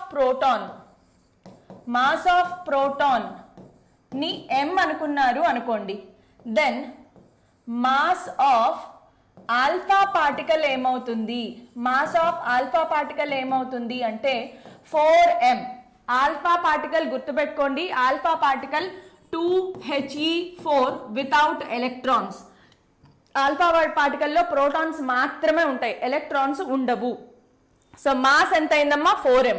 అలాగే ఇఫ్ చార్జ్ ఆన్ ప్రోటాన్, ఒకవేళ ప్రోటాన్ మీద చార్జ్ గనక నేను Q అనుకున్నాను అనుకోండి, అప్పుడు చార్జ్ ఆన్ ఆల్ఫా పార్టికల్ ఏమవుతుంది? 2Q అవుతుంది. చార్జ్ 2 times, మాస్ 4 times ఉంటుంది. అన్ని ప్రోటాన్సే. ఆల్ఫా పార్టికల్లో అసలు ఎలక్ట్రాన్స్ ఉండవు. ఎలక్ట్రాన్స్ రిమూవ్ చేసిన హీలియంనే ఆల్ఫా పార్టికల్ అంటాము. ఖచ్చితంగా గుర్తుపెట్టుకోవాలి. నెక్స్ట్ డ్యూటిరాన్ ఒకటి ఉంటుంది. డ్యూటిరాన్కి వచ్చేటప్పటికి charge on deuteron is 2 times of charge on proton. Okay, so అంతే. ఓకే, సో ఇవి బేసిక్ కాన్సెప్ట్స్ గుర్తుపెట్టుకోవాలి. మాస్ 1H2 కదా, డ్యూటిరాన్ మాస్ అవుతుంది. మాస్ అమ్మ, ఇది డ్యూటిరాన్, దిస్ ఇస్ మాస్, ఇది Q గానే ఉంటుంది. 1H2, డ్యూటిరాన్ ఈజ్ 1H2 కదా, 2 పార్టికల్స్ ఉంటాయి, చార్జ్ Q ఉంటుంది. Mass on deuteron 2 times of mass of proton అవుతుంది. ఎలక్ట్రాన్ మాస్ మనకి తెలియాలి. మాస్ ఆఫ్ ఎలక్ట్రాన్ ఎంత? 9.1 into 10 to the power minus 31 kg. Mass of electron మైండ్లో ఫీడ్ అయిపోయి ఉండాలి. ఎక్కువగా ఈ ఫార్ములా మీద, ఈ ఆల్ఫా అండ్ ప్రోటాన్, ఎలక్ట్రాన్, వీటి మీద క్వశ్చన్స్ వస్తాయి. అయితే ఇదేంటిది? వేవ్ లెంత్ కదా. సో ఇప్పుడు ఎలక్ట్రాన్, ప్రోటాన్, న్యూట్రాన్ ఇవి పార్టికల్సా కాదా? ఎస్, ఎలక్ట్రాన్, ప్రోటాన్, న్యూట్రాన్ అనేవి పార్టికల్స్, బికాజ్ వాటికి మాస్ ఉంది, అవి పార్టికల్స్. అయితే ఆ పార్టికల్స్కి వేవ్ నేచర్ ఉంది కాబట్టి వాటి వేవ్ లెంత్ ఎంత, ఎలక్ట్రాన్ వేవ్ లెంత్ ఎంత, ప్రోటాన్ వేవ్ లెంత్ ఎంత, డ్యూటెరాన్ వేవ్ లెంత్ ఎంత ఆల్రెడీ క్యాలిక్యులేట్ చేసి పెట్టారు. ఎలాగా? Very simple. హెచ్ ప్లేస్లో హెచ్ రాస్తారు, 2 ఎలాగో constant, mass of electron, charge on electron, constants కదా. Next mass of proton, charge of proton, mass of alpha, charge of alpha, ఇవన్నీ కాన్స్టెంట్. సో అవన్నీ సబ్స్టిట్యూట్ చేసి షార్ట్ కట్ ఫైండ్ అవుట్ చేశారు. So ఇక్కడ నుంచి ఎలక్ట్రాన్ వేవ్ లెంత్ మీకు potential ఇచ్చారు అనుకోండి, పొటెన్షియల్ సబ్స్టిట్యూట్ చేస్తే చాలు కదా, ఆన్సర్ వచ్చేస్తుంది direct. So electron wavelength, okay, electron wavelength, ఇది proton wavelength, deuteron wavelength, alpha particle wavelength, అన్నిటికీ రూట్ వి మిగులుతుంది. వి ఏంటి? పొటెన్షియల్. వీటన్నిటిలోనూ వి ఏంటి? పొటెన్షియల్. గుర్తుపెట్టుకోండి, నాట్ వెలాసిటీ, కన్ఫ్యూజ్ అయ్యే ఛాన్సెస్ ఉన్నాయి. ఇది షార్ట్ కట్ అనమాట, direct. So short cut to find wave length of electron, proton, deuteron, alpha particle. ఒక న్యూట్రాన్ కి మాత్రం డిఫరెంట్ గా ఉంటుంది. ఎందుకు అంటే neutron is a charge less particle, దానికి చార్జ్ లేదు. సో చార్జ్ లేనప్పుడు పొటెన్షియల్లో దాన్ని యాక్సెలరేట్ చేయగలమా? లేదు. పొటెన్షియల్లో యాక్సెలరేట్ చేయలేం కదా, చార్జ్ లేదు దాని మీద. అందుకే న్యూట్రాన్కి వచ్చేటప్పటికి ఎనర్జీ కాన్సెప్ట్ వాడతారు. మీకు కనుక గుర్తుంటే E is equal to 3/2 kT. Kinetic theory of గ్యాసెస్లో ఎనర్జీకి ఫార్ములా, ఇంటర్నల్ ఎనర్జీకి ఫార్ములా, ఆ ఫార్ములాను ఉపయోగిస్తారు. కాబట్టి ఫార్ములాలో √3mkT ఉంటుంది. ఇదేమన్నా అల్లా టప్పానా అంటే కాదు, ఇంపార్టెంట్. Yes, important. సో వేవ్ లెంత్కి టెంపరేచర్కి రిలేషన్ అడుగుతారమ్మా. Wavelength is inversely proportional to √T. Neutron విషయంలో wavelength is inversely proportional to the temperature. K అనేది బోల్ట్జ్మన్ కాన్స్టెంట్. K ఏంటమ్మా? Boltzmann constant. M mass of neutron. So √T టెంపరేచర్కి ఎక్కువగా relation అడుగుతారు. వేవ్ లెంత్కి టెంపరేచర్కి relation చూసుకోండి. ఇవన్నీ కూడా మెమరైజ్ చేయాల్సిందే, తప్పదు. ఓకే, సో ఖచ్చితంగా ఈ లెసన్లో మెమరీ బేస్డ్ ఎక్కువ ఉంటుంది, థియరీ అనమాట. చూసారా ఈజీగా ఉందా లేదా lesson? So de Broglie explained Bohr's criteria to select the allowed orbits in which the angular moment of electron is integral multiple of nh/2π. So ఇది యాంగులర్ మొమెంటం. ఇది కూడా మీరు ఆల్రెడీ కెమిస్ట్రీలో చదివిందే, ఏమీ డిఫరెన్స్ లేదు. Angular momentum is equal to nh/2π. Angular momentum formula ఏంటి? mvr is equal to nh/2π. mvr is equal to nh/2π. దీన్ని తీసుకురండి. 2πr is equal to nh/mv. mv అంటే ఏంటి? Momentum p. So nh/p is equal to 2πr అనేది circumference. అవునా? ఒక circle యొక్క circumference. So దీన్ని నేను ఏమైనా ఎక్స్ప్లెయిన్ చేశాడంటే, నా దగ్గర ఒక వేవ్ ఉంది. యూజువల్గా వేవ్ అంటే స్టేషనరీ వేవ్ ఇలా ఉంటుంది కదా. సో దీనిని ఒక r రేడియస్ ఉన్న సర్కిల్కి సర్కంఫరెన్స్ ఎంత అయింది? 2πr. దీని మీద ఇది కరెక్ట్గా ఫిట్ అయ్యిందా? It is accepted, otherwise it is not accepted. So ఇదే వేవ్ని తీసుకొచ్చి ఇక్కడ స్టార్ట్ చేసాము. సో ఇలా వెళ్ళింది అనుకుందాం. నెక్స్ట్, సో ఇది ఇలా వేవ్ వెళ్తుంది, కరెక్ట్గా ఫిట్ అయిపోయింది. చూడండి ఎన్ని వేవ్స్ ఉన్నాయి ఒకసారి కౌంట్ చేస్తే, ఇక్కడి నుంచి ఇక్కడికి 1 క్రెస్ట్ 1 ట్రఫ్ కలిపి 1 వేవ్ కదా. 1 2 3 4 5 వేవ్స్. సో ఇక్కడ n is equal to ఎంత అయ్యింది? 5. సో కరెక్ట్గా ఇంటిగ్రల్ మల్టిపుల్ అవ్వాలి కానీ 2.5 2.3 5.6 రాకూడదు. కరెక్ట్గా ఈ రింగ్ మీద ఫిట్ అయ్యిందా, then it is obeyed, otherwise it is not obeyed. ఇది మన డి బ్రోగ్లీ యొక్క అనదర్ ఇంపార్టెంట్ కంక్లూజన్. ఇది మీరు కెమిస్ట్రీలో నేర్చుకున్నారు కాబట్టి ఏమీ కష్టం కాదు. So let us move on to X rays. ఇంక ఇక్కడి నుంచి మొత్తం థియరీ అమ్మా. ఎక్స్రేస్ ఎవరు కనుక్కున్నారు, ఎక్స్రేస్ క్యారెక్టరిస్టిక్స్ ఏంటి, ఎక్స్రేస్లో ఒక 2 గ్రాఫ్స్ ఉంటాయి, అవి చెప్తాను, చాలా ఈజీ అయిపోతుంది. సో ఎక్స్రేస్ ఎవరు కనుక్కున్నారు అంటే రాంజన్, మనందరికీ తెలుసు రాంజన్ అనే సైంటిస్ట్ కనుక్కున్నారు కాబట్టి ఎక్స్రేస్ని రాంజన్ ఎక్స్రేస్ అని కూడా అంటారు. ఓకే, సో ఈయన ఒక డిశ్చార్జ్ ట్యూబ్ని తీసుకుని, ఆ ఎక్స్పెరిమెంట్ కూడా చూపిస్తాను, ఇది డిశ్చార్జ్ ట్యూబ్. ఈ డిశ్చార్జ్ ట్యూబ్లో ఒక ఎలక్ట్రాన్ గన్ అంటారు, అంటే ఒక బాగా హీట్ చేసిన ఒక మెటల్ బాగా రెడ్ హాట్గా హీట్ చేసినప్పుడు దాని నుంచి కొన్ని రేస్ బయటకు వస్తాయన్నమాట. సో ఆయన ఏం చేశారంటే ఆ క్యాథోడ్ రేస్ ఏవైతే ఉన్నాయో అవి వచ్చి టార్గెట్, ఈ లైన్ కనిపిస్తుంది కదా మీకు, ఇది ఒక హెవీ మెటల్, యూజువల్గా టంగ్స్టన్ తీసుకుంటారు, టంగ్స్టన్ ఇలా కట్ చేసి పెడతారు. సో ఈ రేస్ వచ్చి పడినప్పుడు ఈ టంగ్స్టన్ సర్ఫేస్ నుంచి ఎలక్ట్రాన్స్ బయటికి రావాలి యాక్చువల్గా, కానీ ఇక్కడ ఈయన అబ్జర్వ్ చేసింది ఏంటంటే కొన్ని కొత్త రేస్ బయటకు వచ్చాయి, ఆ రేస్ పేరేంటో అప్పట్లో ఆయనకి తెలియక ఎక్స్ రేస్ అనే పేరు పెట్టారనమాట. అలాగా పర్మనెంట్గా వాటి పేరు ఎక్స్ రేస్ అయిపోయింది. సో రాంజన్ ఎక్స్పెరిమెంట్ మనకి పెద్దగా అవసరం లేదు, జస్ట్ ఈ బేసిక్ అర్థమైతే సరిపోతుంది. సో దీంట్లో అయినా the target is a material of high atomic weight. So యూజువల్గా టంగ్స్టన్ తీసుకుంటారు టార్గెట్ కింద. It is made of tungsten or molybdenum. Okay, the face of target is set 45 degrees to the incident electron stream. Electrons ఇలా వస్తున్నాయి, దానికి కరెక్ట్గా 45 డిగ్రీస్లో పెట్టారు. తర్వాత ఏమైంది, ఈ ఫిలమెంట్ని హీట్ చేసినప్పుడు ఇక్కడ నుంచి క్యాథోడ్ రేస్ వచ్చి టార్గెట్ మీద పడ్డాయి, ఆ టార్గెట్ నుంచి ఒక కొత్త స్ట్రీమ్ ఆఫ్ లైట్ రేస్ బయటకు వచ్చాయి, వాటినే మనము ఎక్స్ రేస్ అంటాము. ఓకే, సో ఈ ఎక్స్రేస్ ప్రొడక్షన్ అంతా కూడా మీరు చదువుకోండి, కేవలం మీ అబ్జర్వేషన్ అంటే మీరు చదువుకోవడం కోసం మీ థియరీ అంతా ఇక్కడ పెట్టాను. బట్ మోస్ట్ ఇంపార్టెంట్ పాయింట్ ఏంటంటే intensity of X rays is directly proportional to filament current. ఈ ఫిలమెంట్ కరెంట్ ఎక్కువగా ఉంటే హై ఇంటెన్సిటీ ఎక్స్రేస్ బయటకు వస్తాయి, ఈ ఫిలమెంట్ కరెంట్ తక్కువ ఉంటే ఇంటెన్సిటీ ఆఫ్ ఎక్స్రేస్ తక్కువగా ఉంటాయి. ఓకే, సో ఎక్స్రేస్లో 2 రకాలు ఉంటాయమ్మా, hard X-rays, soft X-rays. Characteristics తెలుసుకుంటే చాలు. హార్డ్ ఎక్స్రేస్కి పెనిట్రేషన్ పవర్ ఎక్కువ, సాఫ్ట్ ఎక్స్రేస్కి పెనిట్రేషన్ పవర్ తక్కువ. మోర్ ఫ్రీక్వెన్సీ అంటే వీటికి ఫ్రీక్వెన్సీ 10⁻19 హర్ట్జ్ ఉంటే వీటికి 10⁻16 హర్ట్జ్ కొంచెం తక్కువ ఉంటుంది. వేవ్ లెంత్ రేంజ్ చూడండి, 0.1 యాంగ్స్ట్రామ్ యూనిట్స్ నుంచి 4 యాంగ్స్ట్రామ్ యూనిట్స్, 4 యాంగ్స్ట్రామ్ యూనిట్స్ నుంచి 100 యాంగ్స్ట్రామ్ యూనిట్స్.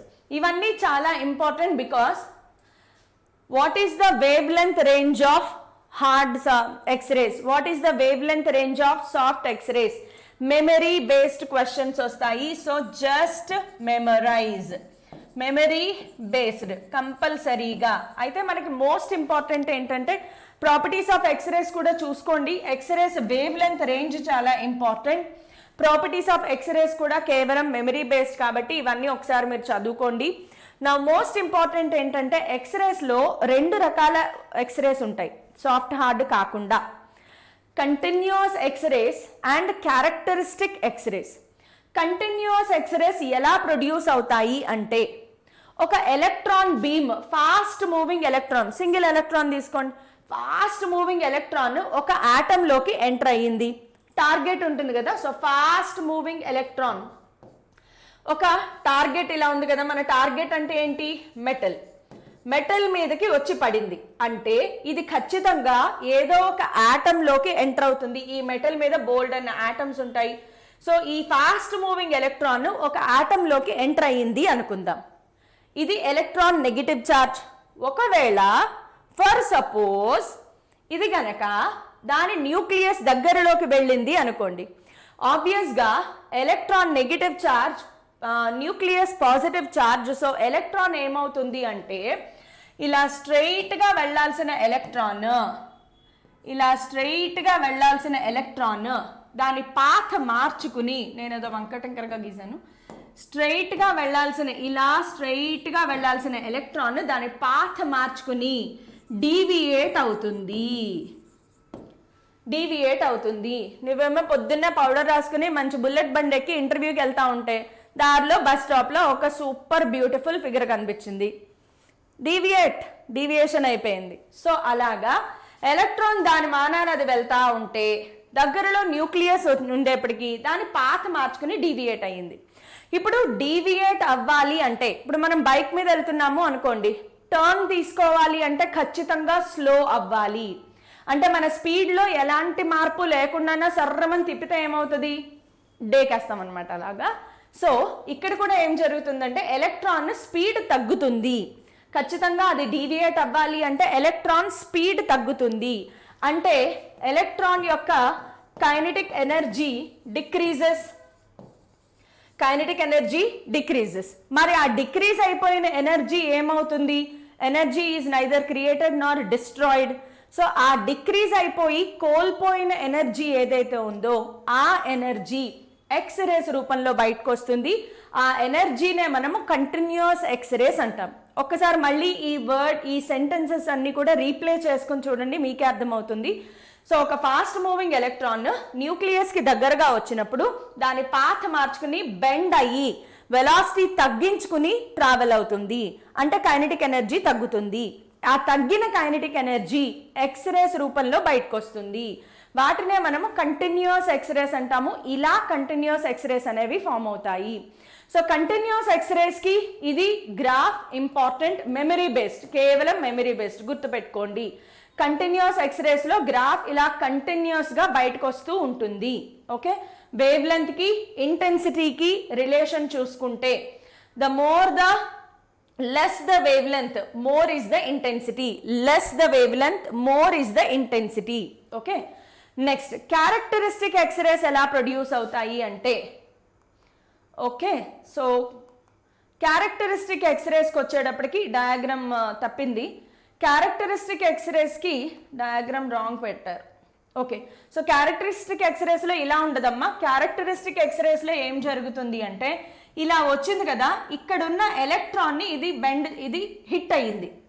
ఇది ఫాస్ట్ మూవింగ్ ఎలక్ట్రాన్ వచ్చి దారిలో ఒకవేళ దారిలో ఏదైనా ఎలక్ట్రాన్ని గుద్దుకున్నప్పుడు ఏమవుతుంది, ఈ ఎలక్ట్రాన్ దాని ప్లేస్ నుంచి రిమూవ్ అయిపోతుంది. ఎప్పుడైతే ఒక షెల్లో ఎలక్ట్రాన్ ఖాళీ అయిపోయిందో, ఈ ప్లేస్ ఎంటీ అయిపోయింది, ఖాళీ అయిపోయినప్పుడు ఏం జరుగుతుంది, పైనుంచి కానీ కింద నుంచి కానీ ఒక ఎలక్ట్రాన్ జంప్ చేస్తుంది. సో ఇక్కడి నుంచి కానీ ఎలక్ట్రాన్ జంప్ చేస్తుంది. అలా ఎలక్ట్రాన్ ఒక ఆర్బిట్ నుంచి ఇంకో ఆర్బిట్కి జంప్ అయినప్పుడు ఎనర్జీ లూజ్ ఆర్ గెయిన్ అవుతుంది. సో ఆ ఎనర్జీయే ఇక్కడ క్యారెక్టరిస్టిక్ ఎక్స్రేస్గా బయటకు వస్తుంది. ఇక్కడ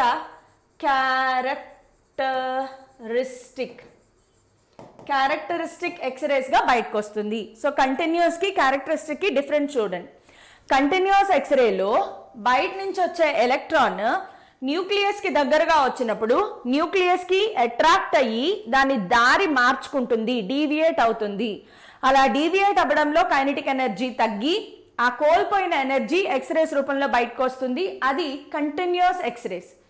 క్యారెక్టరిస్టిక్ ఎక్స్రేస్లో KLMN షెల్స్లో ఏదో ఒక షెల్లో పొరపాటున ఈ ఎలక్ట్రాన్ వచ్చి ఒక ఎలక్ట్రాన్ని గుద్దుకుంటుంది. అప్పుడు అక్కడున్న ఎలక్ట్రాన్ రిమూవ్ అయిపోతుంది, ఖాళీ ఏర్పడుతుంది. ఆ ఎంటీ స్పేస్ని ఫిలప్ చేయడానికి K షెల్ నుంచి కానీ M షెల్ నుంచి కానీ ఎలక్ట్రాన్స్ జంప్ చేస్తాయి. When electron jumps from one orbit to other orbit, అలా ఫామ్ అయిన ఎక్స్రేస్ని మనం క్యారెక్టరిస్టిక్స్ ఎక్స్రేస్ అంటాము. క్యారెక్టరిస్టిక్స్ ఎక్స్రేస్లో చూడండి K alpha, K beta, K gamma, K alpha, K beta, K gamma. So n is equal to 2 నుంచి n is equal to 1కి shift అయితే K alpha line అంటాము. M shell నుంచి K షెల్కి వస్తే, M shell నుంచి K షెల్కి వస్తే K beta, N shell నుంచి K షెల్కి వస్తే K గామా. ఇది మీకు కొంచెం ఐడియా వచ్చే ఉంటుంది. అలా L alpha, L beta, L gamma. ఒకవేళ L షెల్లో ఉన్న ఎలక్ట్రాన్ రిమూవ్ అయిపోయింది, దానిని ఫిలప్ చేయడానికి M నుంచి జంప్ చేయొచ్చు, N నుంచి జంప్ చేయొచ్చు, O నుంచి జంప్ చేయొచ్చు. సో ఇవన్నీ కూడా మనకి ఎలా కనిపిస్తాయంటే ఇలా కనిపిస్తాయి. K alpha, K beta, K gamma, L alpha, L beta, L gamma. ఇక్కడ మనం అబ్జర్వ్ చేయాల్సింది ఏంటంటే ఎనర్జీ వైజ్ గనక చూస్తే వేవ్ లెంత్లు చూడండి, ఇలా వెళ్ళే కొద్దీ wave length of lambda of K alpha, lambda of K beta ఒకసారి మీరు గమనిస్తే K ఆల్ఫా వేవ్ లెంత్ ఎక్కువ, K బీటా వేవ్ లెంత్ తక్కువ. సో డిక్రీజ్ అవుతుంది. వేవ్ లెంత్ డిక్రీజ్ అయ్యింది అంటే frequency of K alpha, frequency of K beta ఏమవుతుంది? we know that frequency is inversely proportional to wavelength. So K alpha wave length ఎక్కువ, కే beta wave length తక్కువ అయినప్పుడు frequency ఏమవుతుంది? Reverse అవుతుంది. And we also know that E is equal to h nu అంటే E is directly proportional to frequency. So energy of k alpha is less than energy of k beta is less than energy of k gamma. అలాగే ఎల్కి దేనికైనా రాసుకుంటూ వెళ్ళొచ్చు. ఇవన్నీ కేవలం memory based చిన్న చిన్న logics, ఇంతకంటే ఎక్కువ ఏమీ రావు. జస్ట్ ఐడెంటిఫికేషన్ ఉంటుంది. కే ఆల్ఫా ఎక్కడుంటుంది, కే బీటా ఎటువైపు ఉంటుంది, కే ఆల్ఫాకి ఇటు ఉంటుందా, కే బీటాకి ఇటు ఉంటుందా, ఇలాంటి క్వశ్చన్స్ వస్తాయి. సో ఖచ్చితంగా గుర్తుపెట్టుకోండి, K alpha, K beta, K gamma. తర్వాత L alpha, L beta, L gamma, M alpha, M beta, M gamma ఇలా వెళ్తాయి. Okay, so Moseley's laws. Okay, Moseley ఏం చెప్పాడు అంటే, Moseley studied characteristic spectrum of heavy elements and concluded that spectra of different elements are very similar and with ఇది మనకి important, with increasing atomic number the spectral lines shift towards higher frequencies. Atomic number పెరిగితే frequency పెరుగుతుంది. Very simple concept. దీంట్లో మనకి ఒకటే ఒక formula ఉంటుంది, root nu is equal to a into Z minus b. ఇందులో న్యూ ఏంటి? ఆబ్వియస్గా ఫ్రీక్వెన్సీ, ఏ ప్రపోర్షనాలిటీ కాన్స్టెంట్, అది మనకి మెన్షన్ చేస్తారు ప్రాబ్లంలో, గుర్తుపెట్టుకోవాల్సిన అవసరం లేదు. Proportionality constant. జెడ్ ఆబ్వియస్గా atomic number, Z atomic number. అయితే బికి ఒక పేరు ఉంది, దాని పేరు ఏంటంటే స్క్రీనింగ్ కాన్స్టెంట్. బి పేరు స్క్రీనింగ్ కాన్స్టెంట్. అయితే బి వాల్యూస్ కే సిరీస్కి, ఎల్ సిరీస్కి, ఎం సిరీస్కి కాన్స్టెంట్గా ఉంటాయమ్మా. కే సిరీస్ అనగానే బి వాల్యూ 1 తీసుకోవాలి. ఎల్ సిరీస్ అని క్వశ్చన్లో మెన్షన్ చేస్తే బి వాల్యూ 7.4, క్వశ్చన్లో ఎం సిరీస్ అని మెన్షన్ చేస్తే బి వాల్యూ 19.2. ఇవి స్టాండర్డ్, ఇవి మాత్రం మనం గుర్తుపెట్టుకోవాలి. ఓకే, సో మోస్లెస్లో ఇంతవరకు నేర్చుకోండి చాలు. అండ్ ఎక్స్రే సిగ్నిఫికెంట్ యూజెస్ అన్నీ కూడా మనకి తెలుసు కదా. సో ఇప్పుడు మనం కొన్ని ప్రాబ్లమ్స్ చేద్దాం. ప్రాబ్లమ్స్ నేను జస్ట్ హింట్ మాత్రమే ఇస్తాను, మీరే కంప్లీట్ చేయాలి. de Broglie wavelength of a bullet of mass, bullet mass ఎంత ఇచ్చారు? బుల్లెట్ బండకి వచ్చాకపా kg అండ్ ట్రావెలింగ్ kgలో ఉంది, SI యూనిట్స్. వెలాసిటీ ఎంత? 1 kilometre per second which is not SI unit. So 1 into 10 power 3 metre per second. ఖచ్చితంగా SI units check చేసుకోవాలి.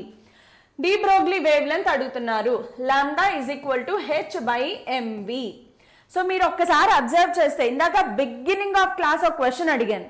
ఒకవేళ నాకు మాస్, నేను బాడీ పార్టికల్ నేచర్, ఒకవేళ నాకు వేవ్ లెంత్ ఉంటే మరి నా వేవ్ లెంత్లు ఎందుకు కనిపించట్లే, నేనెందుకు వేవ్ నేచర్లో ఇలా ఉండట్లా, ఈ పెన్ ఎందుకు వేవ్ నేచర్లో లేదు అంటే, వేవ్ లెంత్ చూడండి ఎంత తక్కువ వాల్యూ వచ్చిందో. బుల్లెట్కి వేవ్ ఉంది, వేవ్ నేచర్ ఉంది, కానీ బుల్లెట్ యొక్క వేవ్ చూడండి 10⁻⁻34. అతి నెగ్లిజిబుల్ వాల్యూ అనమాట, అతి నెగ్లిజిబుల్ వాల్యూ. కాబట్టే మనకి వేవ్ నేచర్ కనిపించదు. ఈ పెన్నుని నేను విసిరినప్పుడు పార్టికల్ నేచర్ మొమెంటం ఉంది, దాంతోపాటు వేవ్ నేచర్ కూడా ఉంది. మరి ఈ పెన్ను వేవ్ లెంత్ ఎంత క్యాలిక్యులేట్ చేస్తే చాలా నెగ్లిజిబుల్ వాల్యూ వచ్చింది. అందుకే మనం వేవ్ నేచర్ని ఐడెంటిఫై చెయ్యము. Is that clear? సో అదన్నమాట సంగతి. So more the velocity less will be the wavelength. ఎంత స్పీడ్గా వెళ్తే అంత తక్కువ వెలాసిటీ ఉంటుంది. క్యాలిక్యులేట్ చేసేయండి, very easy question. Next, an electron is accelerated under potential difference. Accelerated under potential difference అనగానే మైండ్లోకి ఏం రావాలన్నాను? Lambda is equal to h/√2mqv. So Q ప్లేస్లో ఈ, ఎం ప్లేస్లో మాస్ ఆఫ్ ఎలక్ట్రాన్ వాల్యూస్ అన్నీ ఇచ్చేశారు. వి ఎంతమ్మా? వి 64 volts. సబ్స్టిట్యూట్ చేస్తే 64 volts, సబ్స్టిట్యూట్ చేస్తే లాంబ్డా వస్తుంది. కానీ మనం ఏం చేస్తాము? షార్ట్ కట్ మెథడ్ వాడతాం.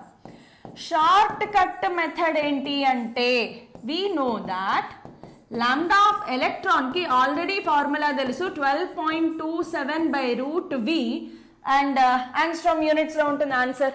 ఇక్కడ కూడా ఆంగ్స్ట్రామ్ యూనిట్స్ లోనే ఉంది. అయిపోయింది కదా, ఖేల్ ఖతం. 12.27 by root 64 short cut method. So చూసారా, మెమరైజ్ అయితే ఎంత ఈజీగా, ఒక్క స్టెప్ 2 స్టెప్పుల్లో ప్రాబ్లం అయిపోయింది. అలా కాదు అనుకుంటే ఈ వాల్యూస్ అన్ని ఇక్కడ సబ్స్టిట్యూట్ చేసి మొత్తం క్యాలిక్యులేట్ చేసుకోండి, మీ ఇష్టం. Next, a proton and alpha particle are accelerated through same potential difference. Same potential difference. Accelerated ఈ పదం కనిపించింది అంటే మనం వెంటనే మైండ్లోకి రావాలి, lambda is equal to h by root over 2mqv. ఖచ్చితంగా మైండ్లోకి రావాల్సిందే. ఇందులో v same, okay, then h constant, 2 constant, ఇంకా ఇచ్చినవి ఏంటి అంటే proton alpha particle. Mass of proton m అనుకుంటే మాస్ ఆఫ్ ఆల్ఫా పార్టికల్ ఎంత, 4m. అలాగే చార్జ్ ఆన్ ప్రోటాన్ q అనుకుంటే చార్జ్ ఆన్ ఆల్ఫా పార్టికల్ ఏమవుతుంది, 2q. సో ఇక్కడ మనకి మాస్ q మాత్రమే వేరీ అవుతున్నాయి. So lambda of proton by lambda of alpha particle is equal to రెసిప్రోకల్లో ఉన్నాయి. So root over mass of alpha by mass of proton into root over charge of alpha by charge of proton. Answer చేసేయండి. 2√2 answer రావాలి. 2√2 should be the answer. In an experiment of Davison-Germer experiment, emitted electron filament is accelerated through voltage. So మీరే find out చేయండి ఏది correct answer. Homework, ఇవన్నీ homeworks మీరు complete చేయాల్సిందే, because de Broglie ఇవన్నీ photo electric effect చాలా చాలా simple questions అనమాట. De Broglie wave length of dust particle, mass ఇచ్చారు అండ్ స్పీడ్ ఇచ్చారు. So lambda is equal to h by m v డైరెక్ట్గా సబ్స్టిట్యూట్ చేసేయండి. ఇది కూడా చూడండి, 10⁻⁻25. డస్ట్ పార్టికల్ మూవ్ అయితే పార్టికల్ నేచర్తో పాటు దానికి వేవ్ నేచర్ కూడా ఉంటుంది, కానీ మనం ఐడెంటిఫై చేయలేము బికాస్ అంత చిన్న వేవ్ లెంత్ ఉంటుంది అనమాట. చిన్ని వేవ్ లెంత్ 10⁻⁻25 అసలు ఏ మాత్రం మనం ఐడెంటిఫై చేయలేము. అందుకే మ్యాటర్కి వేవ్ నేచర్ మనం ఐడెంటిఫై చేయలేకపోతున్నాం. Next, an electron, okay, this is also very easy, చాలా ఈజీ కాబట్టి మీరు చేసేయండి. డైరెక్ట్ ఫార్ములా అమ్మ, accelerated through a potential. Formula కనిపించిందా, ఫార్ములా రాసేయండి, direct formula. Next, metal surface of work function, ఇది photo electric effect. φ0 is equal to 1.07 electron volts is irradiated with a light of wavelength lambda is equal to 332 nanometers లో ఉంది చూసుకోండి. The radiating potential required to stop, potential కావాలి. Stop potential required to stop అంటే stopping potential కావాలి. ఎలాంటి potential, stopping potential. Formula ఎవరికైనా తెలుసా, E is equal to φ0 plus EVS. అయితే అన్ని ఎలక్ట్రాన్ వోల్ట్స్ లో ఉన్నప్పుడు ఈ ఈతో పని లేదు, ఇది డైరెక్ట్ గా ఎలక్ట్రాన్ వోల్ట్స్ లోనే ఉంటుంది. సో ఈ ప్లేస్ లో ఏం రాయాలి, లాంబ్డా ఇచ్చారు కాబట్టి hc by lambda is equal to φ0 plus EVS. So EVS is equal to hc place లో ఏం రాయొచ్చు, నానోమీటర్స్ లో ఉంది కాబట్టి 1240 by లాంబ్డా ఎంత 332 మైనస్ φ0 1.07 ఎలక్ట్రాన్ వోల్ట్స్. మీకు డైరెక్ట్గా ఆన్సర్ ఎలక్ట్రాన్ వోల్ట్స్లోకి వస్తుంది. ఈ ఈతో పని లేదు. ఒకవేళ జౌల్స్లో కావాలి అంటే మాత్రమే ఈ వాల్యూ రాయాలి. ఎలక్ట్రాన్ వోల్ట్స్లో కావాలి అంటే ఈ వాల్యూ సబ్స్టిట్యూట్ చేయక్కర్లేదు. Continue by your self. Next, difference between kinetic energies of photoelectrons emitted from a surface by the light of wavelength. Lambda is equal to 2500 angstrom units. రెండు ఉన్నాయి కాబట్టి lambda 2 is equal to 5000 angstrom units. మనకు కావాల్సింది ఏంటి అంటే difference between kinetic energies, అంటే KE1 minus KE2 లేదా KE2 minus KE1 difference కావాలి అంతే, నెగిటివ్ అవసరం లేదు. ఇది ఎలా వస్తుంది, వెరీ సింపుల్. రెండు వేవ్ లెంత్లు ఉన్నాయి కాబట్టి hc by lambda 1 is equal to φ0 plus KE1 and hc by lambda 2 is equal to φ0 plus ke2. ఇక్కడ నేను ఏమి ట్రిక్ ఉపయోగించాను అంటే మెటల్ మారలేదు. ఎక్కడైనా క్వశ్చన్లో వేరే మెటల్ అని ఇచ్చారా? మెటల్ మారలేదు అంటే φ0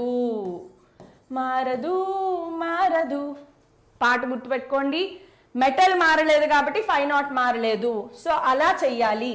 హెచ్సి కామన్ తీయండి. 1/λ1 మైనస్ 1/λ2 ఇజ్ ఈక్వల్ టు, ఇది 0 అయిపోతుంది. ఇదేమైంది? ke1 minus ke2.